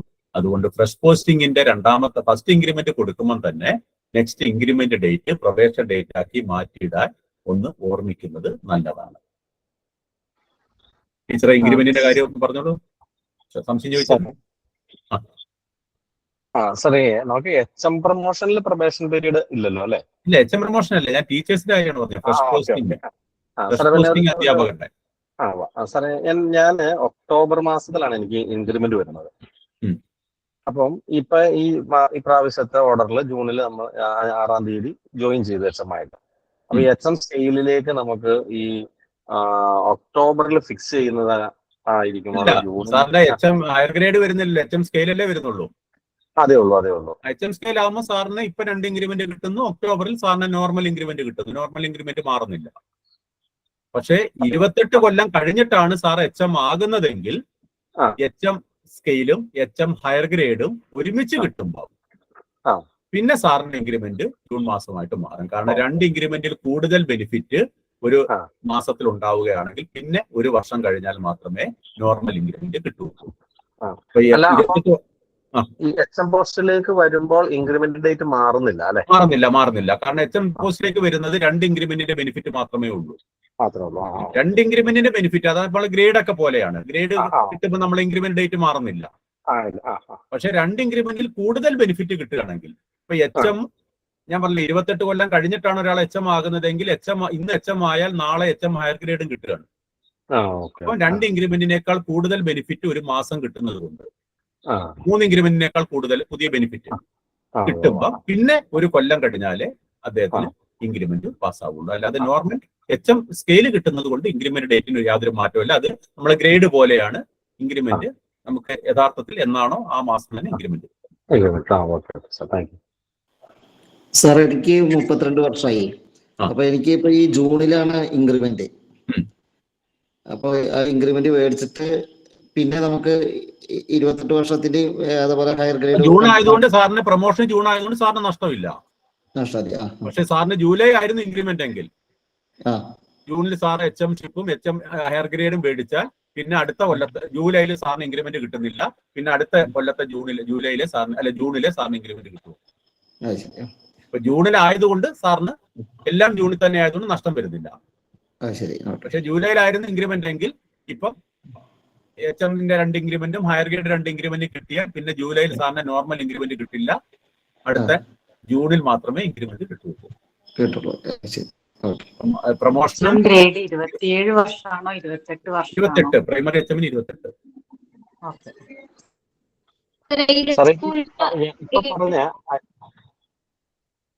ഹലോ സാറേ ഇപ്പൊ പറഞ്ഞ ഹയർ ഗ്രേഡിന് ഇപ്പൊ ഞാൻ ആദ്യം ചോദിച്ച ആൾ തന്നെയാ. ഹയർ ഗ്രേഡിന് മാത്രമാണ് ആവശ്യമുള്ളൂ അല്ലെ? അതായത് ഒക്ടോബറിൽ വരുന്ന എന്റെ ഗ്രേഡിന് ഇൻക്രിമെന്റിന് ഇത് തടസ്സമല്ല, ഹയർ ഗ്രേഡ് അല്ലാത്തത് കൊണ്ട് അല്ല. 2 ഇൻക്രിമെന്റ് മാത്രമേ സാറിന് ബെനിഫിറ്റ് ഉണ്ടായതുകൊണ്ട് സാറിന് നോർമൽ ഇൻക്രിമെന്റിന് തടസ്സമില്ല. അതായത് ഇപ്പം നമ്മള് ജൂൺ മുതൽ എച്ച് എമ്മിന്റെ സ്കെയിലിൽ 2 ഇൻക്രിമെന്റ് സാറിന് ജൂണിലെ എന്നാണ് എച്ച് എം ആയത് അന്നത്തെ ഫിക്സേഷൻ വെച്ച് കിട്ടും. ഒക്ടോബറിൽ സാറിന് normal increment H M scale തന്നെ കിട്ടുന്നു. വീണ്ടും സാറിന് ഒക്ടോബറിൽ തന്നെയാണ് സാറിന് ഇൻക്രിമെന്റ് തുടരുന്നത്. 12 വർഷമാണോ 15 വർഷമാണോ എച്ച് എം സ്കെയിൽ ഗ്രേഡ് കിട്ടാൻ എയ്ഡഡ് സ്കൂളില്? ഗ്രേഡ് 15 കൊല്ലത്തിനാണ്. 12 കൊല്ലത്തിന് ഗ്രേഡ് ഇല്ല. 8, 15, 22 ആണ് ഗ്രേഡ്. ഹൈസ്കൂളിന് 7. എച്ച് എം ഗ്രേഡ് കിട്ടണമെങ്കിൽ 15 വർഷമാണ്. എച്ച് എം ഗ്രേഡ് ടോട്ടൽ 28 കൊല്ലത്തെ സർവീസ് അല്ലെങ്കിൽ എച്ച് എം ആയി 10 കൊല്ലം. സാർ ഈ 28 വർഷത്തിന് എയ്ഡഡ് സർവീസ് കൂട്ടോ? കൂട്ടും. ടോട്ടൽ സർവീസ് ആണ് കിട്ടുന്നത്.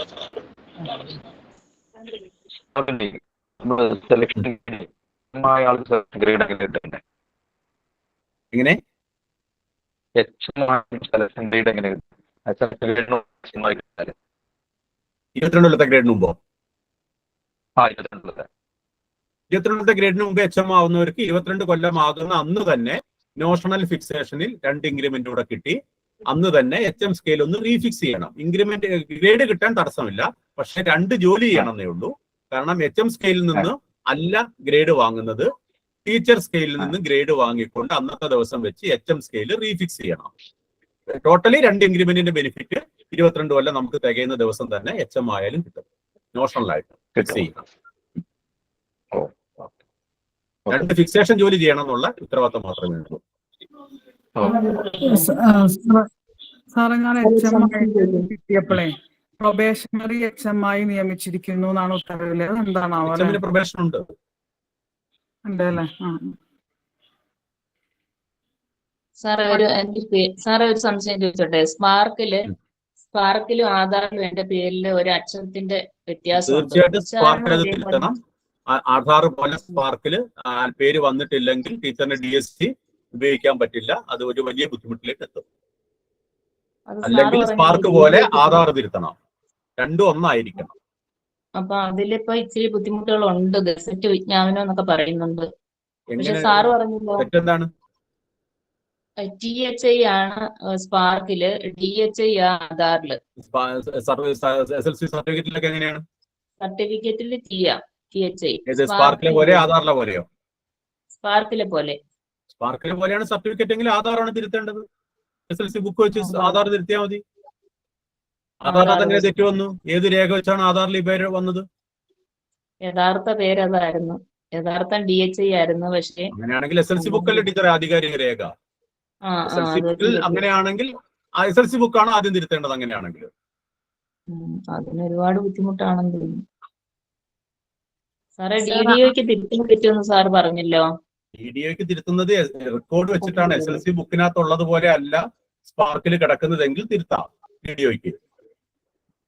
SSLC ബുക്കിൽ കിടക്കുന്നതല്ല ബുക്കാണ് ആധികാരിക രേഖയായിട്ട് വരുന്നത്. രേഖയില്ലാതെ നമുക്ക് തിരുത്താൻ പറ്റില്ല. രേഖ ഉണ്ടെങ്കിൽ DDOയ്ക്ക് തിരുത്താനാണ് ഞാൻ പറഞ്ഞത്.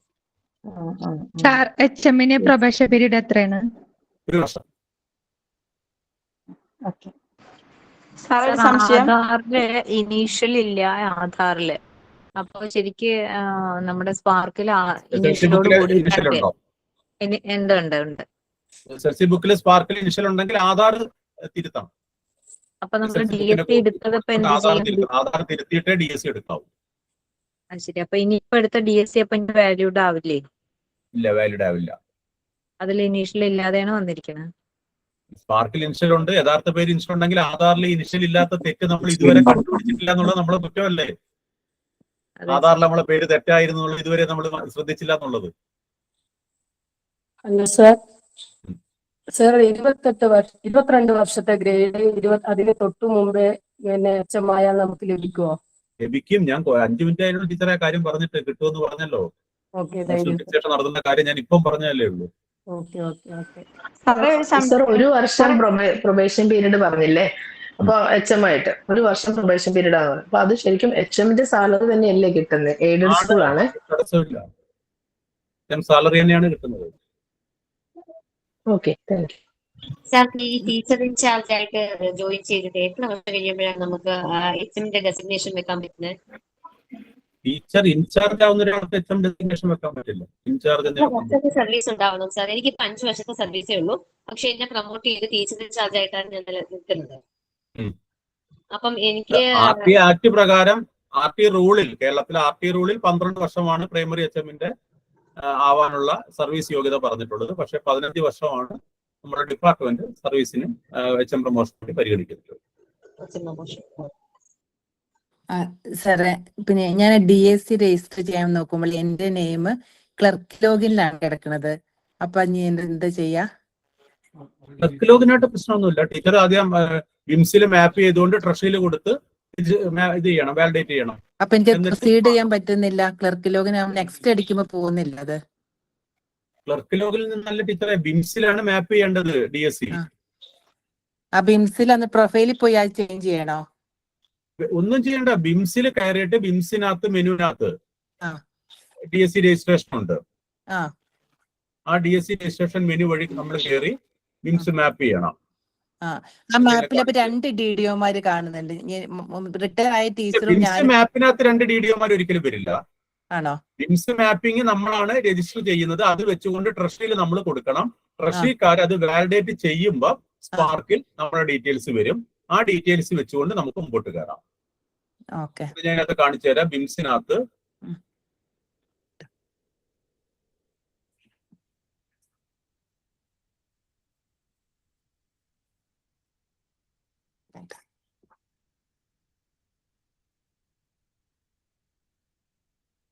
മിംസിലെ സർവീസിൽ DSC രജിസ്ട്രേഷൻ ഓർ റിന്യൂവൽ എന്ന് പറഞ്ഞ മെനു ഉണ്ട്. ആ മെനു എടുത്തതിന് ശേഷം നമ്മൾ അവിടെ DDO കോഡും നമ്മളെ പെൻ നമ്പറും കൊടുത്ത് DSC കുത്തിയിട്ട് വേണം നെക്സ്റ്റ് കൊടുക്കുമ്പോൾ ആ ഡീറ്റെയിൽസ് വരുന്നത് വെച്ച് ഇതിന്റെ രജിസ്റ്റർ ചെയ്തിട്ട് അതിന്റെ പ്രിന്റ് ഔട്ട് എടുത്ത് ആ പ്രിന്റ് ഔട്ട് ആണ് നമ്മൾ ട്രഷറിയിൽ കൊടുക്കേണ്ടത്. അത് ട്രഷറിക്കാര് വാലിഡേറ്റ് ചെയ്യുമ്പം സ്പാർക്കിൽ നമ്മളെ ഇൻഡിവിജ്വൽ ലോഗിനിൽ കയറി നമ്മൾ സർവീസ് മാറ്റേഴ്സിനകത്ത് ടേക്ക് ചാർജസ് DDO എന്ന് പറയുന്ന മെനു വഴി നമ്മൾ കയറി സെയിം ഓഫീസിൽ അത് അപ്പം നമ്മളെ എന്നാൽ ട്രഷറിക്കാർ കൊടുത്തതിന്റെ ഡേറ്റ് ഒക്കെ അവിടെ വരും. ആ ഡേറ്റ് വെച്ചുകൊണ്ട് നമുക്ക് അവിടെ ഇത് DDO ആയിട്ട് മാറാൻ പറ്റും സ്പാർക്കിൽ. ഓക്കെ സാറേ ഇപ്പൊ പറഞ്ഞത് ഒന്നുകൂടെ ഒന്ന് പറയോ സാറേ? ഇൻഡിവിജ്വൽ ലോഗിനിൽ കയറിയിട്ട് ഇൻഡിവിജ്വൽ ലോഗിനിലല്ല, ബിംസിൽ ആദ്യം മാപ്പ് ചെയ്യണം. Okay sir. ബിംസിലെ സർവീസ് മെനുവിനകത്ത് മാപ്പ് ചെയ്ത് അതിന്റെ പ്രിന്റ് ഔട്ട് ട്രഷറിയിൽ കൊടുക്കണം. ഓക്കെ. ഇപ്പൊ ട്രഷറിക്കാർക്ക് നമ്മളാണ് DDO എന്ന് ഉറപ്പുവരുത്താൻ ചിലപ്പം പോസ്റ്റിംഗ് ഓർഡറോ കൊടുക്കേണ്ടി വരും. ഓക്കെ.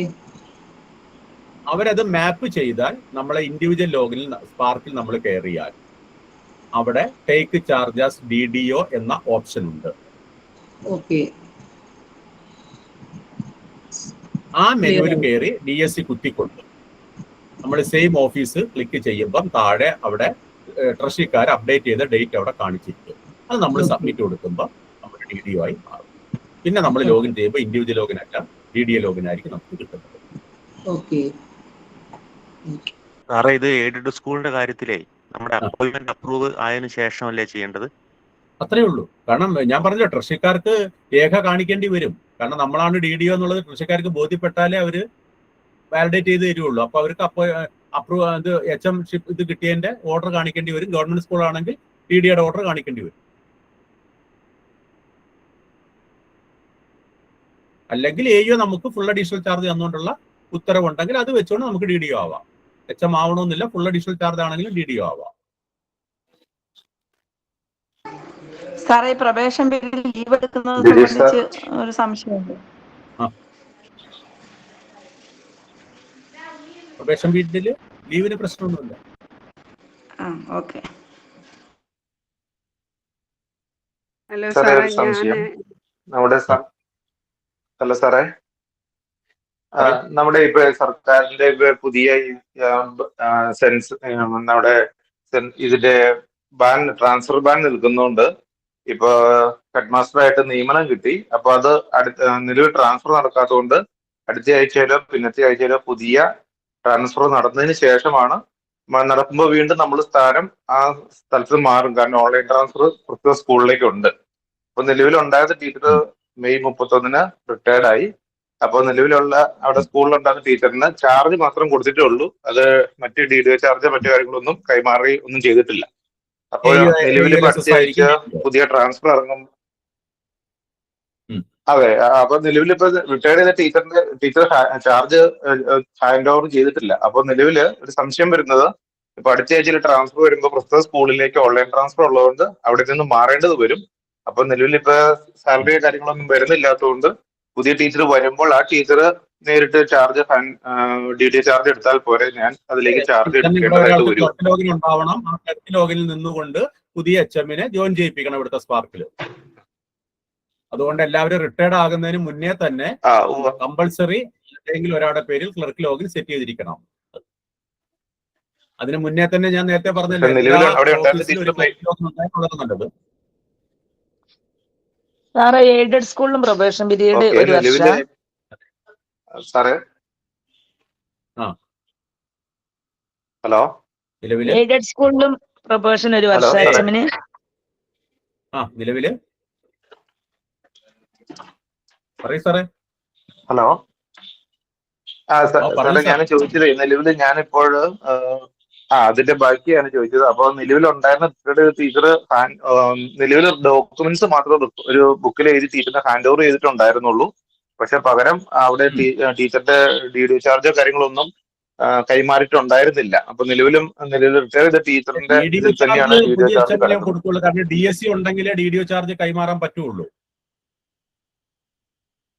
അല്ലെങ്കിൽ ഇപ്പൊ പുതിയ HM വരുന്നില്ലെങ്കിൽ AUL SS ആയിരിക്കും DDO ആയിട്ട് മാറുക. SS ആണ് ബില്ല് ഈ സബ്മിറ്റ് ചെയ്യുന്നത്.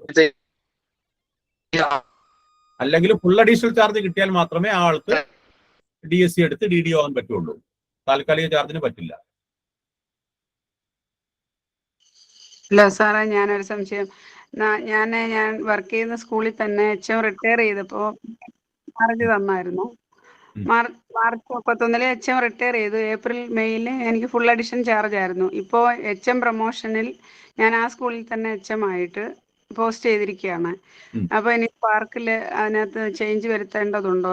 ഈ ഫുൾ അഡീഷൻ ചാർജിൽ full additional charge teacher DSC എടുത്ത് DDO ആയിരുന്നോ? ആന്ന്. അപ്പൊ ഒന്നും മാറ്റം വരുത്തേണ്ട കാര്യമില്ല. Okay sir. സ്പാർക്കിൽ ഇനി ടീച്ചറിന് HM ഷിപ്പിന്റെ ഫിക്സേഷൻ AE പാസ്സാകുമ്പോൾ പ്രൊമോഷൻ മെനു വഴി HM ഇത് കൊടുക്കേണ്ട ജോലി മാത്രമേ ഉള്ളൂ. അല്ലാതെ DDO സ്ഥാനത്തിന് യാതൊരു മാറ്റം ആവശ്യമില്ല. Okay sir.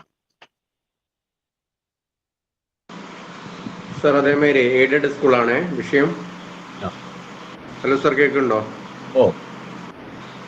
പിന്നെ ഞാനേ 3 മാസം HM ലീവ് എടുത്ത സമയത്ത് കഴിഞ്ഞ വർഷം എനിക്ക് അപ്രൂവൽ കിട്ടിയിട്ടുണ്ടായിരുന്നു. 3 വർഷം ചാർജ് തന്ന സമയത്ത് അപ്രൂവൽ കിട്ടി DSC എടുത്തതാണ് ആ സമയത്ത്. ഇപ്പം ഈ വർഷം ഞാൻ എന്താണെന്ന് വെച്ചാൽ സീനിയർ ആയതുകൊണ്ട് എനിക്ക് തന്നെയാണ് പ്രൊമോഷൻ തന്നത് ഈ ജൂൺ 1 മുതൽ. അപ്പൊ ഇനി ആ DSC അത് ഉപയോഗിക്കാൻ പറ്റും സാർ? 2 വർഷം വരെയാണ് ഒരു DSCക്ക് വാലിഡിറ്റി. അതുകൊണ്ട് അതേ DSC തന്നെ ഉപയോഗിക്കാം. പക്ഷേ ബിൻസ് മാപ്പ് ചെയ്ത് ട്രഷറിയിൽ വാലിഡേറ്റ് ചെയ്യണം ആ DSC വെച്ചുകൊണ്ട്. DSC മാറ്റണ്ട. 2 വർഷം വരെ ഒരു DSCക്ക് വാലിഡിറ്റി വെക്കും. Okay sir, thank you. ബിൻസ് മാപ്പ് ചെയ്ത് ട്രഷറിയിൽ കൊടുക്കണം, എന്നാലും DDO ആവും. Hello sir, full additional charge കിട്ടാനായിട്ട് മിനിമം എത്ര വർഷത്തെ എക്സ്പീരിയൻസ് ഉണ്ടാകണം? ഫുൾ അഡീഷണൽ ചാർജിന് HM ആവാനുള്ള യോഗ്യതയുള്ളവർക്ക് ഫുൾ അഡീഷണൽ ചാർജ് കൊടുക്കുള്ളൂ. ഇങ്ങനെ ഞാൻ നേരത്തെ പറഞ്ഞതുപോലെ 15 വർഷത്തെയാണ് ഇപ്പൊ കണക്ക് കൂട്ടിക്കൊണ്ടിരിക്കുന്നത്. Okay, thank you sir. സാറേ, പ്രൊബേഷന് കൊടുത്തപ്പോഴേക്ക് ഇപ്പം ഈ സർവീസ് ബുക്ക് ഡൗൺലോഡ് ചെയ്തിട്ടാണ് കൊടുക്കുന്നത്. ആ കൊടുത്തു കഴിഞ്ഞപ്പോൾ ഇപ്പോൾ അവരത് മടക്കിയിരിക്കുകയാണ്. അവർ മടക്കിയതിന്റെ റീസൺ പേഴ്സണൽ മെമ്മോറാണ്ട ഉണ്ടല്ലോ സ്പാർക്കിലെ, അതിന്റെ പേജും കൂടി അവർക്ക് ആഡ് ചെയ്ത് കൊടുക്കണം എന്ന് പറയുന്നത്. അത് നമുക്ക് എങ്ങനെ അതിന് ഡൗൺലോഡ് ചെയ്യാൻ പറ്റും? ഞാൻ ചെയ്യാൻ പേജ് ആഡ് ചെയ്യേണ്ട ആവശ്യമൊന്നുമില്ല. സ്പാർക്കിനകത്ത് ഈ സർവീസ് ബുക്കിനകത്ത് എല്ലാ ഡീറ്റെയിൽസും കിട്ടുന്നുണ്ട്. അത് വെച്ചുകൊണ്ട് തന്നെയാണ് സർവീസ് ബുക്ക് ഇല്ലാത്തവർക്ക് എല്ലായിടത്തുനിന്നും പ്രൊബേഷൻ ഡിക്ലെയർ ചെയ്യുന്നത്. അല്ലാതെ പേഴ്സണൽ മെമ്മോറാണ്ടയുടെ പ്രിന്റ് ആയിട്ട് സെപ്പറേറ്റ് ആയിട്ട് കിട്ടില്ല. ഈ സർവീസ് പേഴ്സണൽ മെമ്മോറാണ്ടയുടെ എല്ലാ ഡീറ്റെയിൽസും ഈ സർവീസ് ബുക്കിനകത്ത് ഉണ്ടല്ലോ. അവരുടെ പേരും ഡീറ്റെയിൽസും എല്ലാം ഉണ്ട്. അല്ലാതെ പേഴ്സണൽ മെമ്മോറാണ്ടയുടെ പ്രിന്റ് അങ്ങനെയാണെങ്കിൽ ആ പറയുന്ന ആളോട് ഒന്ന് പേഴ്സണൽ മെമ്മോറാണ്ടയുടെ പ്രിന്റ് ഒന്ന് എടുത്ത് കാണിച്ചു തരാൻ പറയും. ഞാൻ പറഞ്ഞു എനിക്ക് ഡൗൺലോഡ് ചെയ്യാൻ അതറിയത്തില്ല. ഈ സർവീസ് ബുക്ക് ഡൗൺലോഡ് ചെയ്യാൻ പറ്റില്ല. ആ പേഴ്സണൽ മെമ്മോറാണ്ടയിൽ വരുന്ന എല്ലാ ഡീറ്റെയിൽസും ആ വ്യക്തിയുടെ ഇല്ലെങ്കിൽ നമ്മൾ അത് എൻട്രി ചെയ്യണം. അവരുടെ ഡാറ്റാസ് ഏതെങ്കിലും ഇല്ലെങ്കിൽ ഈ സർവീസ് ബുക്ക് എടുത്ത് നോക്കുമ്പോൾ അതിനകത്ത് ഏതെങ്കിലും ഒക്കെ ബ്ലാങ്ക് കാണുന്നുണ്ടെങ്കിൽ അവരുടെ പേഴ്സണൽ ഡീറ്റെയിൽസിൽ കയറി നമുക്ക് അവരുടെ ഡീറ്റെയിൽസുകൾ എൻറ്റർ ചെയ്ത് കൊടുക്കണം. നോമിനി ഡീറ്റെയിൽസുകളും പിന്നെ ഫാമിലി ഡീറ്റെയിൽസുകളും അങ്ങനെയുള്ള കാര്യങ്ങളൊക്കെ അതിനകത്ത് വന്നിട്ടില്ലെങ്കിൽ എൻറ്റർ ചെയ്യാം. ഓക്കെ. പിന്നെ സാർ ഒരു കാര്യം, നമ്മളിപ്പോ നമുക്ക് ട്രാൻസ്ഫർ ആയി. അപ്പൊ DSC 2 വർഷത്തെ കാലാവധി ഉണ്ടല്ലോ. അപ്പൊ നമുക്ക് ആ DSC തന്നെ ഉപയോഗിക്കരുതോ? അതേ DSC ഉപയോഗിക്കാൻ ട്രാൻസ്ഫർ ആയാലും 2 വർഷം വരെ അതേ DSC ഉപയോഗിക്കാം. ഒരു തടസ്സമില്ല. സാറേ, അതുപോലെ ഇപ്പോ കയറുന്ന ആളുകൾക്ക് ഈ സർവീസ് ബുക്ക് മാത്രം മതിയോ? മറ്റേ മാനുവൽ വേണോ? ചില AE ഓഫീസുകളിൽ മാനുവൽ സർവീസ് ബുക്ക് ഓപ്പൺ ചെയ്ത് കൊടുക്കുന്നുണ്ട്. അങ്ങനെയാണെങ്കിൽ മാനുവൽ സർവീസ് ബുക്കിന് പ്രശ്നമില്ല. നിയമപ്രകാരം ഈ സർവീസ് ബുക്കാണ്. ചില നിയമം അങ്ങനെ ആയതുകൊണ്ട് പലയിടത്തും ഈ മാനുവൽ സർവീസ് ബുക്ക് ഓപ്പൺ ചെയ്ത് കൊടുക്കുന്നില്ല. കിട്ടുകയാണെങ്കിൽ അത് മതി. പക്ഷെ ഈ സർവീസ് ബുക്കിനകത്തുള്ള എല്ലാ ഡാറ്റാസും നമ്മൾ അപ്ഡേറ്റ് ചെയ്ത് പോകണം. കാരണം ഭാവിയിൽ ഈ ഡിജിറ്റൽ സംവിധാനം ആണ് ഉള്ളതുകൊണ്ട്. പറയുന്ന പോലെ ചെയ്യണമല്ലോ. അതെ. അപ്പൊ സ്പാർക്കുമായി ബന്ധപ്പെട്ട് നമുക്ക് ഇനി ബാക്കി ഡീറ്റെയിൽസ് കാണിച്ചു തന്നുകൊണ്ട് പോയാലേ മുമ്പോട്ട് പോകാൻ പറ്റുള്ളൂ എന്നുള്ളത് കൊണ്ട് ഞാൻ ഈ പറഞ്ഞ കാര്യങ്ങളൊക്കെ ഒന്ന് ശ്രദ്ധിക്കുക. ഇൻഡിവിജ്വൽ ലോഗിനകത്തുള്ളതും അതുപോലെ തെറ്റുകൾ കാര്യങ്ങളും ഒക്കെ എല്ലാവരുടെയും ഡീറ്റെയിൽസ് ഒന്ന് പരിശോധിച്ചതിന് ശേഷം അത് പരിഹരിക്കാനുള്ള കാര്യങ്ങൾ നമ്മളൊന്ന് നോക്കണം.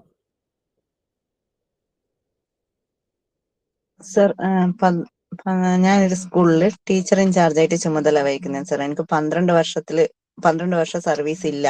അപ്പൊ എനിക്ക് ലീവ് എടുക്കണമെങ്കിൽ ഡെയിലി വേജസിനെ പോസ്റ്റ് ചെയ്യണം. അങ്ങനെയാണെങ്കിൽ എത്ര ദിവസം വേണം ലീവ്? 30 ദിവസം ലീവ് ഉണ്ടാവണം. 30 ദിവസം ആണെങ്കിൽ ഡെയിലി വേജസിനെ പോസ്റ്റ് ചെയ്യാൻ പറ്റുള്ളൂ. മോർ ദാൻ 30 ആണ് ഡെയിലി വേജസിനെ പോസ്റ്റ് ചെയ്യണമെങ്കിൽ. അല്ല, അങ്ങനെ പോസ്റ്റ് ചെയ്തിട്ടും സാർ ഡെയിലി വേജസിന്റെ അത് അംഗീകരിച്ച് തന്നിട്ടില്ല. അപ്പൊ എന്താ ചെയ്യുക? അംഗീകരിച്ച് തരാതിരിക്കും ഒരു തടസ്സമില്ല. എന്തുകൊണ്ട് അംഗീകരിക്കാത്തത്? അവര് പറയുന്നത് ടീച്ചർ ഇൻചാർജ് എന്നുള്ള ചുമതല വഹിക്കുന്നുണ്ട് എന്നുള്ള രീതിയിലാണ് പറയുന്നത്.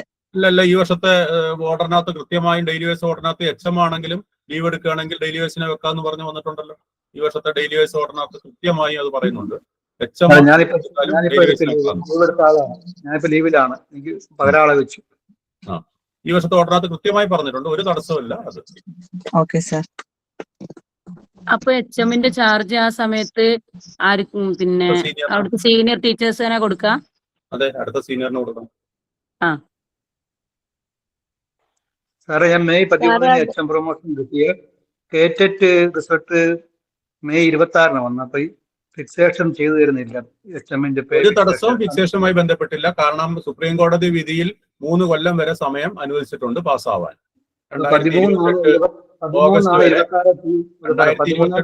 വരെ പാസ്സാവാനുള്ള സമയം നിലവിലുള്ളവർക്ക് തന്നിട്ടുണ്ട്. അതുകൊണ്ട് തന്നെ അതിനിടയ്ക്ക് പാസ്സായവർക്ക് ഒരു കാരണവശാലും തരാതിരിക്കാൻ പറ്റില്ല. മെയ് 13 വേണം, 26 വേണം, കൺഫ്യൂഷൻ നിൽക്കുക. അതുകൊണ്ട് 13 മുതൽ തന്നെ തരണം. കാരണം കേട്ടറ്റ് ഞാൻ പറഞ്ഞല്ലോ, നിലവിൽ കേട്ടറ്റ് പാസ്സാവാൻ 3 വർഷം വരെ നിലവിലുള്ളവർക്ക് അവസരം സുപ്രീം കോടതി തന്നിട്ടുണ്ട്. 2 വർഷമായിരുന്നു നേരത്തെ, അത് 3 കൊല്ലമാക്കി മാറ്റി. ആ സുപ്രീം കോടതി ഉത്തരവിന്റെ അടിസ്ഥാനത്തിലാണല്ലോ ഇവിടെ കേട്ടറ്റിന്റെ നിർബന്ധം പറയുന്നത്. സുപ്രീം കോടതി 3 കൊല്ലത്തേക്കുള്ള ഇളവ് എല്ലാവർക്കും തന്നിട്ടുണ്ട്.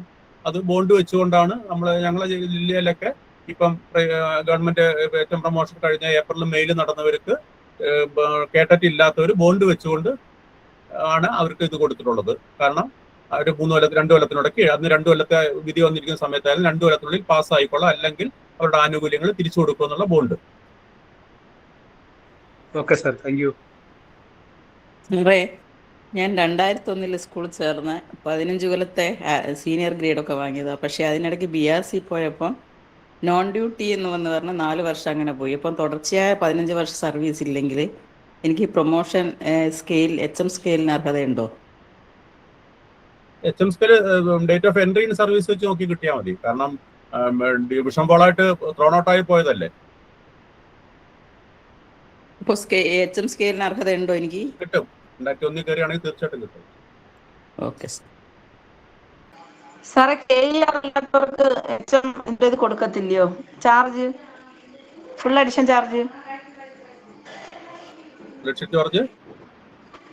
KER ഇല്ലെങ്കിൽ ഫുൾ അഡിഷൻ ചാർജ് കൊടുക്കത്തില്ലയോ HMന്റെ? നിയമപ്രകാരം HM ആവാനുള്ള യോഗ്യത ഉള്ളവർക്കാണ് ഫുൾ അഡീഷണൽ ചാർജ് കൊടുക്കേണ്ടത് എന്നാണ് പറഞ്ഞിട്ടുള്ളത്. ഇപ്പം 50 വയസ്സിന് താഴെയാണെങ്കിൽ ഇപ്പം KER ആവശ്യമാണ്. 2 മാസം കഴിഞ്ഞാൽ പ്രശ്നമില്ല. 50 വയസ്സ് കഴിഞ്ഞ പ്രശ്നമില്ല. 50 വയസ്സിന് താഴെയാണെങ്കിൽ KER നിലവിൽ നിർബന്ധമാണ്. ഫുൾ അഡിഷൻ ചാർജ് അലവൻസ് കിട്ടാൻ എത്ര മാസം വർക്ക് ചെയ്യണം ആ ചാർജില്? ഫുൾ അഡീഷണൽ ചാർജിൽ ഒരു ദിവസം വർക്ക് ചെയ്താലും ഫുൾ അഡീഷണൽ ചാർജ് കിട്ടുകയാണെങ്കിൽ ചാർജ് അലവൻസ് കിട്ടും.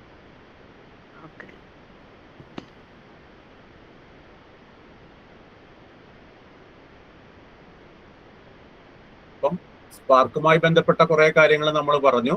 അതിനപ്പുറം HM പരിശോധിക്കേണ്ട ഒരുപാട് ഓൺലൈൻ സംവിധാനങ്ങൾ നമ്മളുടെ മുമ്പിലുണ്ട്. ഇപ്പം തന്നെ നമുക്ക് നമ്മുടെ എല്ലാ സ്കൂളുകളിൽ SC കുട്ടികൾ ഉണ്ടാകും. അവരുടെ സ്കോളർഷിപ്പ്, ഗ്രാൻഡ് സ്കോളർഷിപ്പ് നിലവിൽ സൈറ്റ് ഓപ്പൺ ആയിരിക്കുകയാണ്. അതുകൊണ്ട് എല്ലാവരും അതൊന്ന് പരിശോധിച്ച് മുമ്പോട്ട് പോകുന്നത് നല്ലതാണ്. 1-ാം ക്ലാസ്സിലെ കുട്ടികളെ നമുക്ക് അതിനകത്ത് അക്കൗണ്ട് നമ്പറും ബാങ്ക് അക്കൗണ്ടും അതുപോലെ കാസ്റ്റ് സർട്ടിഫിക്കറ്റ് ഒക്കെ കിട്ടിയതിനു ശേഷമേ എൻട്രി ചെയ്യാൻ പറ്റുള്ളൂ. ബാക്കി കുട്ടികളെ പ്രൊമോട്ട് ചെയ്ത് അവരെ വാലിഡേറ്റ് ചെയ്ത് സ്കോളർഷിപ്പിന് അപ്ലൈ ചെയ്യാൻ നിലവിൽ ഗ്രാൻഡ് സൈറ്റ് ഓപ്പൺ ആണ്. അതുകൊണ്ട് താമസമില്ലാതെ തന്നെ അങ്ങനെയുള്ള കാര്യങ്ങൾ നമ്മുടെ കുട്ടികൾക്ക് വേണ്ടി എല്ലാവരും ഒന്ന് ചെയ്യാൻ വേണ്ടിയിട്ട് ശ്രമിക്കുക.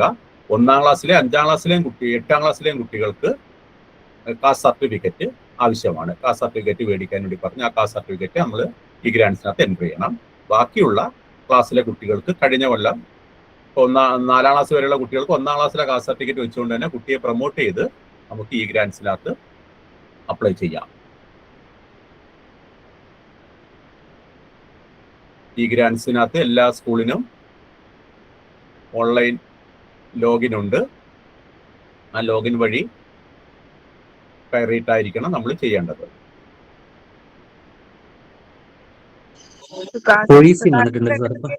ഒഇസിയുടെ ഇത് വന്നിട്ടേ ഉള്ളൂ, ഉത്തരവായിട്ട് വന്നിട്ടില്ല. പക്ഷെ സൈറ്റിനകത്ത് കയറി ചെയ്യാൻ വേണ്ടി പറഞ്ഞിട്ടുള്ള ഒരു നിർദ്ദേശമായിട്ട് വന്നിട്ടുണ്ട്.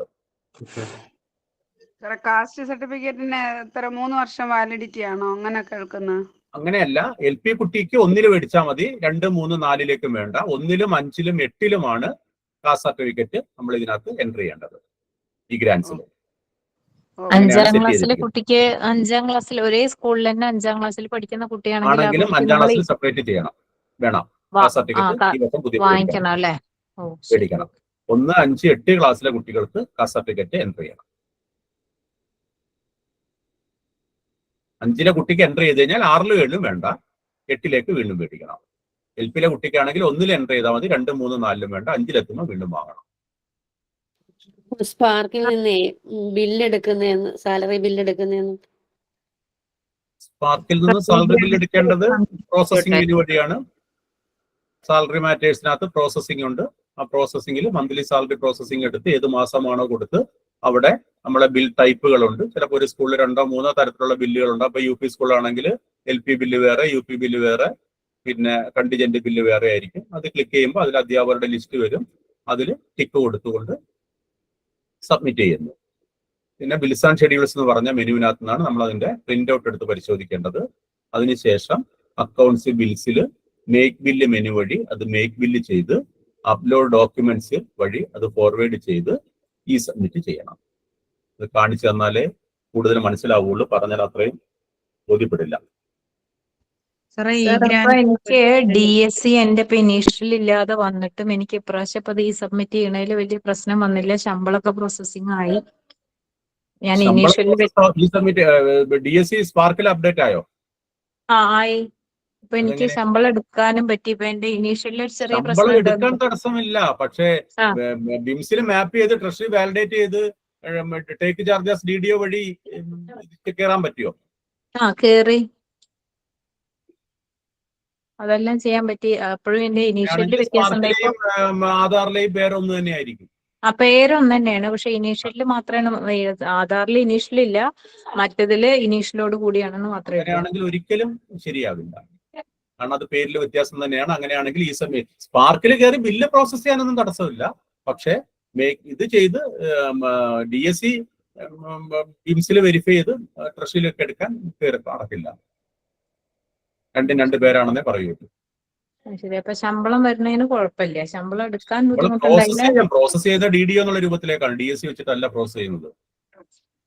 പ്രോസസിംഗും സബ്മിഷനും ശമ്പളം ടീച്ചേഴ്സിന് കയറലും എല്ലാം കഴിഞ്ഞു. അങ്ങനെയാണെങ്കിൽ പേരിൽ വ്യത്യാസം ഉണ്ടാവില്ല. അപ്പൊ പിന്നെ ചിലപ്പോ പ്രശ്നം നേരത്തെ എടുത്തിട്ടുള്ള, അതായത് ഇപ്പോഴാണ് ആധാർ വെച്ച് DSC എടുക്കുന്നത്. നേരത്തെ സ്പാർക്ക് ID വെച്ചിട്ടായിരുന്നു തുടക്കത്തിൽ DSC എടുത്തു തന്നിരുന്നത്. അന്നെടുത്ത DSC ആണെങ്കിൽ ഓക്കെ. പക്ഷെ ഇപ്പൊ എടുക്കുന്ന DSC അല്ല, ഇപ്പൊ ഒരു 1-2 വർഷം കൊണ്ട് എടുക്കുന്ന DSC എല്ലാം ആധാർ ബേസ്ഡ് ആണ്. ഇപ്പൊ ഞാൻ എടുത്തിട്ട് ഇപ്പൊ 1 മാസം ആയിട്ടേ ഉള്ളൂ. DSC പേരില് വ്യത്യാസം ഉണ്ടെങ്കിൽ ഒരു കാരണവശാലും മിസ്മാച്ചേ കാണിക്കുള്ളൂ, മുമ്പോട്ട് പോകില്ല. ഒരു സംശയം ചോദിച്ചോട്ടെ, ഈ ഗ്രാൻസിന്റെ നമ്മളെ കാസ്റ്റ് സർട്ടിഫിക്കറ്റ് അപ്ലോഡ് ചെയ്ത് കൊടുക്കുന്നത് പറഞ്ഞല്ലോ സാറേ. അപ്പൊ നിലവിൽ 2ാം ക്ലാസ്സിലോ 3ാം ക്ലാസ്സിലോ വേറൊരു സ്കൂളിൽ നിന്ന് TC വന്ന കുട്ടിയാണെങ്കിൽ കാസ്റ്റ് സർട്ടിഫിക്കറ്റ് എൻട്രി ചെയ്യേണ്ട. നമ്മൾ ആ കുട്ടിയുടെ ഗ്രാൻസ് ID ഉണ്ട് ഓരോ കുട്ടികൾക്കും. അത് നമ്മൾ അതിനകത്ത് കൊടുത്തുകൊണ്ട് നമ്മുടെ സ്കൂളിലെ ഗ്രാൻസിലേക്ക് കുട്ടിയെ ആഡ് ചെയ്ത് അപ്ലൈ ചെയ്താൽ മതി. വേറൊരു വിഷയം കൂടെ ഉണ്ട് സാറേ. TC വന്നതിനകത്തില് കിടക്കുന്ന ജാതി, അപ്പൊ ഇന്റർകാസ്റ്റ് ആണ് ആ കുട്ടി. അപ്പൊ TC വന്നതിനകത്തില് SC ആണ് കിടക്കുന്നത്. ഇപ്പൊ അതിനെ മുസ്ലിമില് ചേർക്കണമെന്ന് പറഞ്ഞാണ് അവർ ആപ്ലിക്കേഷനിൽ മുസ്ലിം എന്ന് പറഞ്ഞാണ് തന്നിരിക്കുന്നത്. കാസ്റ്റ് സർട്ടിഫിക്കറ്റ് മേടിച്ചിട്ട് തിരുത്താൻ പറ്റുള്ളൂ.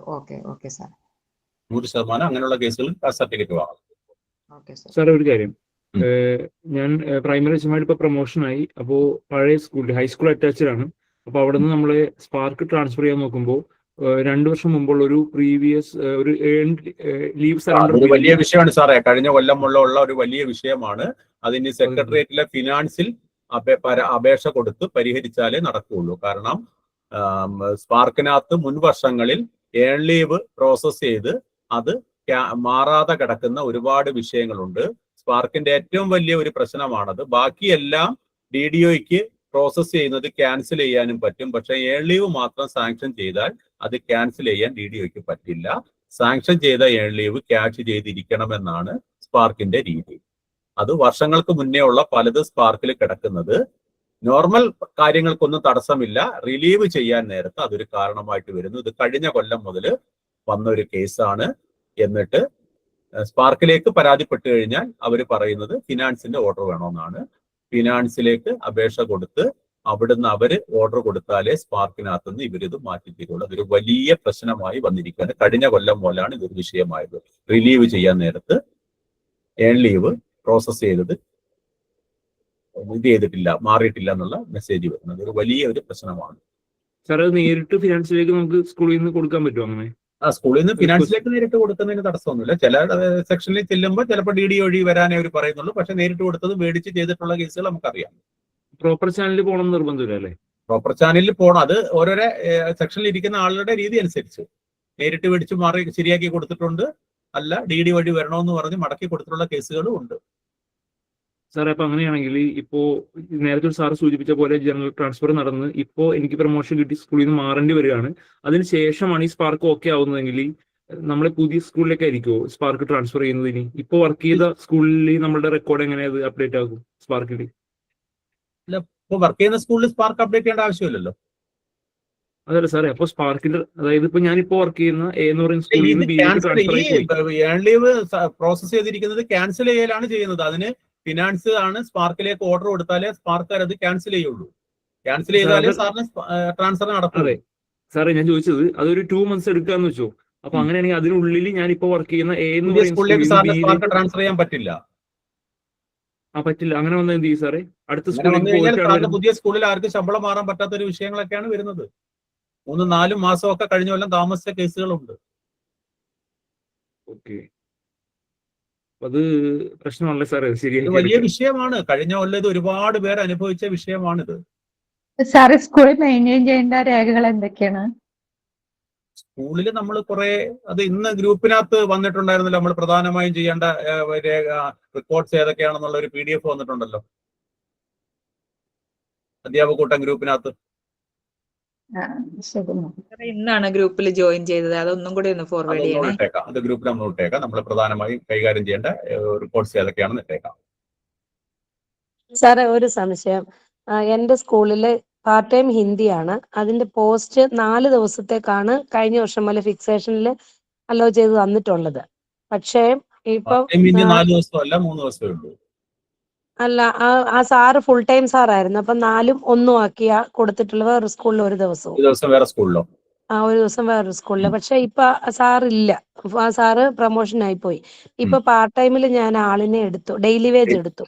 അവർക്ക് ആ ഫിക്സേഷനകത്ത് 4 ദിവസമാണ് കിടക്കുന്നത്. ഇവർക്ക് നമുക്ക് 4 ദിവസം കൊടുക്കാൻ പറ്റുമോ ഈ ഡെയിലി വേജിന്? ഇല്ല, പാർട്ട് ടൈം ഡെയിലി വേജസ് ആണെങ്കിൽ 5 ദിവസം കൊടുക്കാം, പാർട്ട് ടൈമിന്റെ ശമ്പളം വെച്ചുകൊണ്ട്. അല്ല, പാർട്ട് ടൈം ഹിന്ദിയാണ്. അപ്പൊ 3 ദിവസമല്ലേ കൊടുക്കാൻ പറ്റും? അല്ല, full part time PSC and ആണെങ്കിലാണ് 3 ദിവസത്തെ രീതിയിൽ വരുന്നത്. ഡെയിലി വേജസ് ആണെങ്കിൽ അവർ 5 ദിവസവും നിർത്താം. അവർക്ക് ശമ്പളം മറ്റുള്ളവരുടെ അല്ല, അതിനൊക്കെ കുറവാണ് അവരുടെ ശമ്പളം. 5 ദിവസം ശമ്പളം മാറി കൊടുക്കാൻ പറ്റും. അതിനനുസരിച്ച് നമ്മൾ ടൈം ടേബിൾ ഇട്ടത്. 5 ദിവസം ഇടാം. അപ്പൊ ഞങ്ങൾ 3 ദിവസം വീതം ഇടുന്നുള്ളൂ. 3 ദിവസമാണെങ്കിൽ ശമ്പളം ഏത് മാറി കൊടുക്കുന്നത്? ഫുൾ ഡേ സാലറി ആണോ? അല്ല, ഫുൾ ടൈമിന്റെ സാലറി ആണോ കൊടുക്കുക ഡെയിലിക്ക്? ഇപ്പൊ കൂട്ടിയത് 730 ആയിരുന്നു കഴിഞ്ഞ ദിവസം. കഴിഞ്ഞ പ്രാവശ്യം 810 കൊടുക്കുകയാണെങ്കിൽ 3 ദിവസം അല്ല, 3 ദിവസമാണ് വർക്ക് ചെയ്യുന്നതെങ്കിൽ അവർക്ക് 1070 കൊടുക്കേണ്ടത്. പക്ഷെ അത് ഓഡിറ്റ് പിടിക്കും. 830 വെച്ചുകൊണ്ട് 5 ദിവസവും കൊടുക്കുക. 5 ദിവസം അവർ ഒപ്പിട്ടിരിക്കണം, 3 ദിവസം അല്ല. ഓക്കെ, അപ്പൊ കഴിഞ്ഞ സ്കെയിൽ ഓഫ് പേയിൽ മാറുന്ന ആൾക്കാണ് 3 ദിവസം ഉള്ളത്. Okay okay. സാറേ ഒരു സംശയം ചോദിക്കട്ടെ? ഹലോ, ജൂൺ 1-ാം തീയതി ആയിരുന്നു പ്രൊമോഷൻ എനിക്ക്. അപ്പൊ എന്റെ നോർമൽ ഇൻക്രിമെന്റ് വരുന്നത് ജൂലൈയിലാണ്. അപ്പൊ എനിക്ക് അതിന് അപേക്ഷിക്കാൻ പറ്റുമോ ഇൻക്രിമെന്റിന്? ഗ്രേഡ് ഇല്ലല്ലോ, 28 ഗ്രേഡ് ഇല്ലല്ലോ. ഇല്ല, 22 വർഷമായിട്ടുള്ളൂ. അപ്പം ടീച്ചറിന് ജൂണിൽ സ്കെയിൽ കിട്ടിയാൽ ജൂലൈയിൽ ഇൻക്രിമെന്റ് കിട്ടും, ഒരു തടസ്സമില്ല. കേസ് ഞാൻ കുറച്ചു മുമ്പേ പറഞ്ഞതേ ഉള്ളായിരുന്നു, ഒക്ടോബറിൽ ഇൻക്രിമെന്റ് വന്നിട്ട് സാറിന് സംശയം ചോദിച്ചപ്പോ. ഓക്കെ.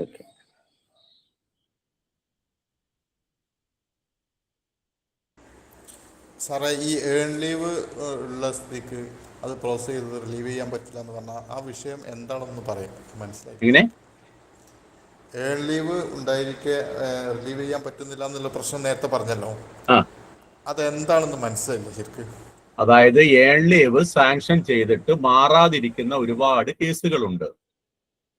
സ്പാർക്കിൽ ഏൺ ലീവ് സാങ്ഷൻ ചെയ്യും, ഏൺ ലീവ് സറണ്ടർ, പക്ഷെ ബില്ല് പ്രോസസ് ചെയ്യുകയോ ക്യാഷ് മാറുകയോ PF ലേക്ക് മാറുകയോ ചെയ്യാതെ ഏൺ ലീവ് സാങ്ഷനിൽ കാണിക്കുകയും ബില്ല് പ്രോസസ് ചെയ്യാത്ത ഒരുപാട് കേസുകൾ പണ്ടൊക്കെ ഉണ്ടായിട്ടുണ്ട്. അങ്ങനെയുള്ളവർക്ക് കഴിഞ്ഞ കൊല്ലം മുതൽ ട്രാൻസ്ഫർ ചെയ്യാൻ നേരത്ത് ഏൺ ലീവ് സാങ്ഷൻ ചെയ്തത് പ്രോസസ് ചെയ്തിട്ടില്ല, അതുകൊണ്ട് ട്രാൻസ്ഫർ പറ്റില്ല എന്നുള്ള മെസ്സേജ് വന്ന് അവിടെ തടയപ്പെടുക. ഓക്കെ.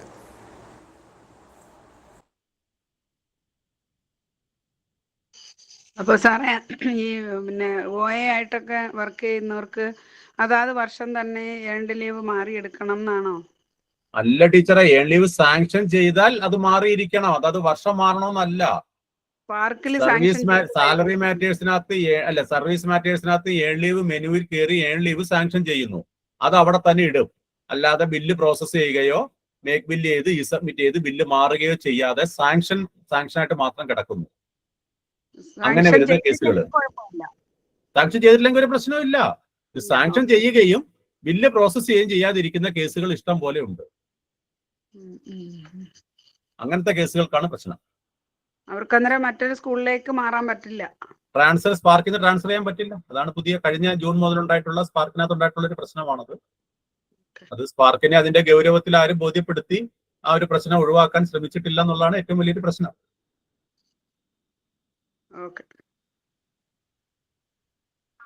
അധ്യാപകരുടെ ഏൺ ലീവിന്റെ സമയം കഴിഞ്ഞോ സാറേ? മെയ് 31 വരെ മെയ് 31 വരെ ഉണ്ടായിരുന്നുള്ളൂ. ഇനി ഉത്തരവ് വന്നാലേ സറണ്ടർ ചെയ്യാൻ പറ്റുള്ളൂ. നിലവിൽ മെയ് 31 വരെ നിലവിൽ ഉത്തരവുള്ളൂ.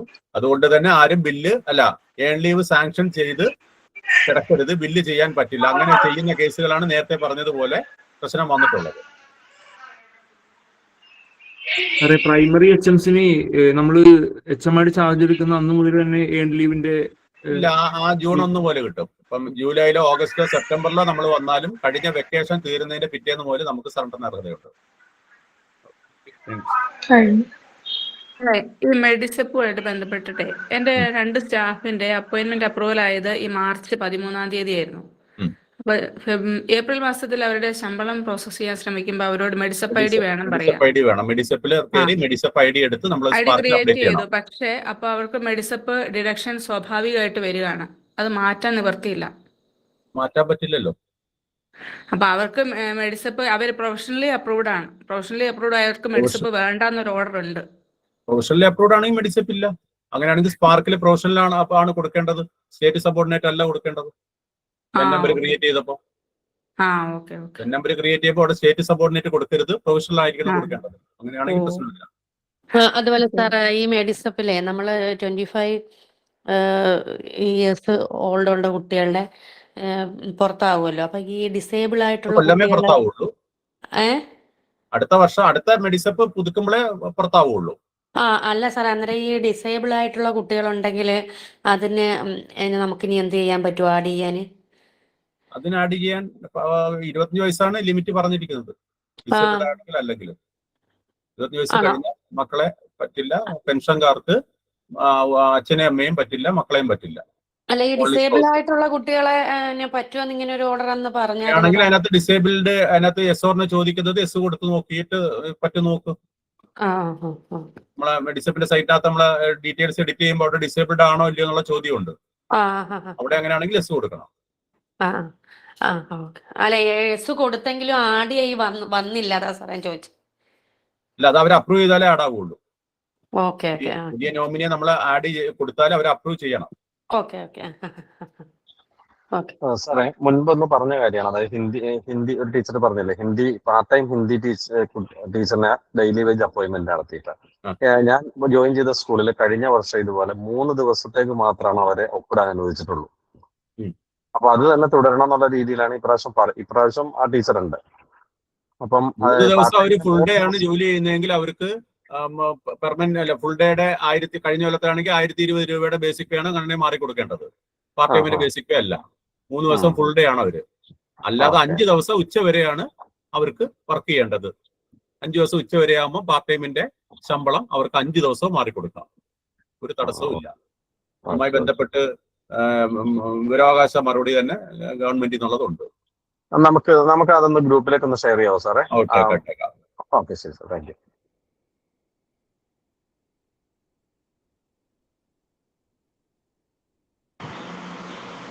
സാറേ 2024 ഒരു ടീച്ചർ, നമ്മളെ സ്കൂളിലൊരു ടീച്ചർ എയ്ഡഡ് സ്കൂളാണേ, റിട്ടയർഡ് ചെയ്തിട്ടുണ്ടായിരുന്നു. റിട്ടയർമെന്റ് പോസ്റ്റാണ് അത്. പിന്നെ മാനേജർ ഭിന്നശേഷിക്ക് നീക്കി വെക്കാന്ന് പറഞ്ഞിട്ട് കൊടുത്തിട്ടുണ്ടായിരുന്നു. റോസ്റ്ററൊക്കെ സമർപ്പിച്ചതാണ്. ഇപ്പം 2024-25 ഒരു അഡീഷണൽ പോസ്റ്റ് വന്നു. 26 ഒരു അഡീഷണൽ പോസ്റ്റ് ഉണ്ട് 5ാം ക്ലാസ്സിൽ. പിന്നെ HM ഈ വർഷം റിട്ടയർമെന്റ് ആയി. അപ്പോൾ റിട്ടയർമെന്റ് വരുമ്പം സംസ്കൃത അധ്യാപകനാണ് ഞാനാണ് പ്രൊമോഷനായിട്ട് വരുന്നത്. അപ്പോൾ സാറേ എനിക്ക് അതൊരു സംശയം എന്താ, ഇപ്പം മാനേജർ പറഞ്ഞാൽ എന്താ വെച്ചാൽ ഇപ്പം ഇത് മാറ്റി കൊടുക്കാമെന്നാണ് പറഞ്ഞത്. റോസ്റ്റർ മാറ്റി കൊടുക്കാൻ സംസ്കൃതം ഭിന്നശേഷിക്ക് നീക്കി വെക്കാമെന്ന് പറഞ്ഞിട്ട് വേറൊരു ടീച്ചറെ ഇതിലേക്ക് അപ്പോയിന്റ് ചെയ്തിട്ടുണ്ട്. അങ്ങനെ ചെയ്യാൻ പറ്റുമോ? ഏതിലേക്ക് അപ്പോയിന്റ് ചെയ്തു? ഈ 2024 പോസ്റ്റിലേക്ക്. അത് ഭിന്നശേഷിക്ക് വിട്ടു കൊടുത്തില്ല നേരത്തെ. കൊടുക്കാന്ന് പറഞ്ഞു വെച്ചാണ്. അങ്ങനെ ഡെയിലി വേജ് വെച്ചോണ്ടിരിക്കുകയാണ്. ആരും വരാത്തോണ്ട് ഭിന്നശേഷിക്ക് വിട്ടു കൊടുത്തിട്ടില്ല. വിട്ടു കൊടുത്ത പോസ്റ്റ് മാത്രമേ ഉള്ളൂ. ഒന്നും ചെയ്യാൻ പറ്റില്ല. കൊടുത്തതിന് നീക്കി വെച്ച് എങ്ങനെ നീക്കി വെച്ച് ഭിന്നശേഷിക്ക് കൊടുക്കാന്നൊക്കെ കൊടുത്തതാണ്. ഡെയിലി വെക്കാൻ പറ്റുള്ളൂ. ഡെയിലി വെക്കാൻ പറ്റുള്ളൂ അല്ലേ? ഡെയിലി വെക്കാനേ പറ്റുള്ളൂ. ഈ ഓഫീസിലേക്ക് ഭിന്നശേഷിയുടെ ഇന്ന തസ്തിക എന്ന് പറഞ്ഞ് അറിയിപ്പ് സർക്കാരിലേക്ക് കൊടുത്തിട്ടുണ്ടോ, നീക്കി വെച്ചിട്ടുണ്ടെങ്കിൽ പിന്നെ ആള് വരുന്ന ഡെയിലി പറ്റുള്ളൂ. ഭിന്നശേഷി വരുന്നവര് അത് മാറ്റി കൊടുക്കാനൊന്നും കഴിയൂല അല്ലേ? അത് സർക്കാർ അംഗീകരിക്കണം. അത് ശരിയാണ്. അപ്പൊ ഈ അഡീഷണൽ പോസ്റ്റ് എങ്ങനെയായിരിക്കും സാറേ വരെ? 2025 ആദ്യത്തെ പോസ്റ്റ് സർക്കാരിലേക്ക്, രണ്ടാമത്തെ പോസ്റ്റാണ് മാനേജർക്കുള്ളത്. അതായത് 5ാം ക്ലാസ്സിൽ കഴിഞ്ഞ വർഷം ഉണ്ടായിരുന്ന പോസ്റ്റ് സർക്കാരിന് കൊടുക്കണം. ഈ വർഷം ഉണ്ടായത് ഭിന്നശേഷി അല്ല, പ്രൊട്ടക്ട് ആന്റിന് വേണ്ടി മാറ്റി വെക്കണം. രണ്ടാമത്തെ പോസ്റ്റ് മാനേജർക്ക് നിയമിക്കാൻ പറ്റും. മാനേജർക്ക് നിയമിക്കാനുള്ള അല്ലേ? അപ്പൊ ഈ സംസ്കൃതം ടീച്ചറെ ഇപ്പൊ നേരത്തെ പറഞ്ഞ പോലെ തന്നെ 5 ദിവസം ആണെങ്കിലും ഉച്ച വരെയുള്ള ഇതിൽ നിയമിക്കാം എന്നുള്ള അല്ലേ? പാർട്ട് ടൈം അല്ല? അതെ, പാർട്ട് ടൈം ആണെങ്കിൽ ഉച്ച വരെ 5 ദിവസം നിയമിക്കാം. 230 ഫുൾ ടൈം ആണെങ്കിൽ മറ്റേ 3 ദിവസമായാലും പ്രശ്നങ്ങൾ വരുമോ? എന്തെങ്കിലും വിഷയം വരുമോ പിന്നീട്? ഇല്ല, 3 ദിവസം ആകുമ്പോൾ അവർക്ക് സാമ്പത്തികമായി നഷ്ടമാണ്. ആയിക്കോട്ടെ. ഓക്കെ, താങ്ക് യു സാറേ.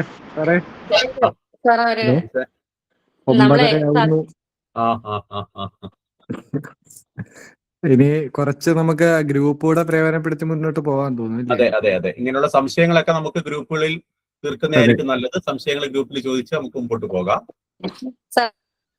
ഒരു ഡൗട്ട് കൂടെ സാറേ, UP സ്കൂളിലെ 1 തൊട്ടുള്ള UP സ്കൂളിലാണ്. അതിനകത്ത് LPയിൽ 12 ഡിവിഷനും UPയിൽ 12 ഡിവിഷനുമാണുള്ളത്. അങ്ങനെ ആകുമ്പോ എത്ര ടീച്ചേഴ്സിന് നിൽക്കാൻ പറ്റും? LPയിലും UPയിലും ഡിവിഷൻ അനുസരിച്ചുള്ള അധ്യാപകരെ വെക്കണം. 12 ഡിവിഷൻ ഉണ്ടെങ്കിൽ 12, 12, 24 വരെ വെച്ചത്. അല്ല, HM ഉൾപ്പെടെയാണോ? HMന് HTV വരും അന്നേരം, അത്രയും കുട്ടികളുള്ള സ്കൂളാണെങ്കിലും. HTVയിൽ പ്രൊട്ടക്ടർ ആന്റിനെ നിയമിക്കാൻ പറ്റും. HM ഉൾപ്പെടെയാണ് ഡിവിഷൻ വരുന്നത്. പിന്നെ പ്ലസ് HMന് പകരം പ്രൊട്ടക്ടർ ആന്റിനെ HTVയിൽ നിയമിക്കാം.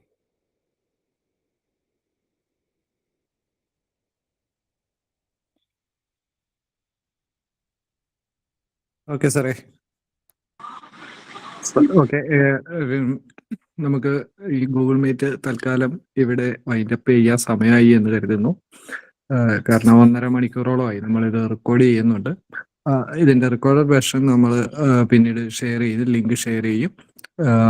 മീറ്റിൽ താമസിച്ച് കയറിയ അധ്യാപകർക്ക് അല്ലെങ്കിൽ ഇന്ന് കയറാൻ കഴിയാത്തവർക്ക് പ്രയോജനപ്പെടുത്തുന്നതിന് വേണ്ടിയാണിത്. ഏറെ പ്രയോജനപ്രദമാണ് എന്ന് കരുതുകയാണ്. ഈ ഗൂഗിൾ മീറ്റിൽ ആദ്യ അവസാനം പങ്കെടുത്ത അധ്യാപകർക്ക് ആരെങ്കിലും 1-2 പേരൊന്ന് പ്രതികരിച്ചാൽ നന്നായിരിക്കും. നിങ്ങൾക്കിത് പ്രയോജനം ചെയ്തോ ഇല്ലയോ എന്നുള്ളത്. ആരെങ്കിലും സംസാരിക്കുന്നുണ്ടോ? വളരെ നല്ല ക്ലാസ് ആയിരുന്നു സാർ. ഇനിയും ഇതുപോലുള്ള ക്ലാസ്സുകൾ കിട്ടിയാൽ ഞങ്ങളെപ്പോലുള്ള നവാഗതർക്ക് വലിയ ഉപകാരമായിരിക്കും. ഞങ്ങളൊന്നും അറിയാതെ കയറി വരുന്ന കുറെ ആളുകളുണ്ട്. ഞങ്ങൾക്ക് വലിയൊരു ഗുണപ്രദമാണിത്. ഓക്കെ, താങ്ക് യു ടീച്ചറെ. അപ്പോൾ നമുക്ക് മുമ്പ് പറഞ്ഞതുപോലെ നമ്മളുടെ ഗ്രൂപ്പിൽ എല്ലാവരും ജോയിൻ ചെയ്ത് കൊള്ളുക. അവിടെ കൂടുതൽ സംശയങ്ങൾ എഴുതുകയോ അല്ലെങ്കിൽ വോയിസ് ആയിട്ടോ അയക്കുക. സാറ് സമയം പോലെ മറുപടി നൽകുന്നതായിരിക്കും. ഒപ്പം നമ്മളുടെ ഗ്രൂപ്പിൽ രജി സാറ് അതുപോലെ വർഷങ്ങളായിട്ട് HMs ആയിട്ട് ഇരിക്കുന്ന ഒരുപാട് അധ്യാപകരുണ്ട്. അപ്പോൾ അവർ അവരുടെ അനുഭവങ്ങളിൽ നിന്നും അവർക്ക് അറിയാവുന്ന വിവരങ്ങൾ പങ്കിടുന്നതായിരിക്കും. എല്ലാവർക്കും ഒരിക്കൽ കൂടി എല്ലാവിധ ആശംസകളും അറിയിക്കുകയാണ്. ഒപ്പം ഈ ഒരു ക്ലാസ് ഇത്ര ഭംഗിയായി ഇത്ര നേരമായിടയ്ക്ക് ഒരു മടുപ്പും ഇല്ലാതെ, ഇതാണ് ഞാൻ തുടക്കത്തിലെ പറഞ്ഞത്. ഞാനിപ്പോ ഇവിടെ കൺട്രോൾ ചെയ്തില്ലെങ്കിൽ, ഇവിടെ സമയം പറഞ്ഞില്ലെങ്കിൽ സാറിനി നേരം വെളുക്കുമല്ലോ ഇങ്ങനെ ഇരിക്കുമെന്ന് എനിക്കറിയാം. അത് വേണ്ട. അപ്പോൾ ഈ ഒരു ക്ലാസ് ഇത്ര ഭംഗിയായിട്ട് ഇത്ര എനർജറ്റിക് ആയിട്ട് മുന്നോട്ട് കൊണ്ടുപോയ രജീഷ് സാറിന് പ്രത്യേക നന്ദി അറിയിക്കുന്നു. എല്ലാ അധ്യാപകർക്കും, എല്ലാ പ്രഥമ അധ്യാപകർക്കും ഒരിക്കൽ കൂടി ടീം അധ്യാപക കൂട്ടത്തിന്റെ പേരിലുള്ള എല്ലാവിധ ആശംസകളും അർപ്പിച്ചുകൊണ്ട് ഈ ഒരു ഗൂഗിൾ മീറ്റ് തൽക്കാലം വൈൻഡപ്പ് ചെയ്യുന്നു. Okay, thank you. സാറിന്റെ നമ്പർ ഒന്ന് ഗ്രൂപ്പിലിടാവോ? സാർ.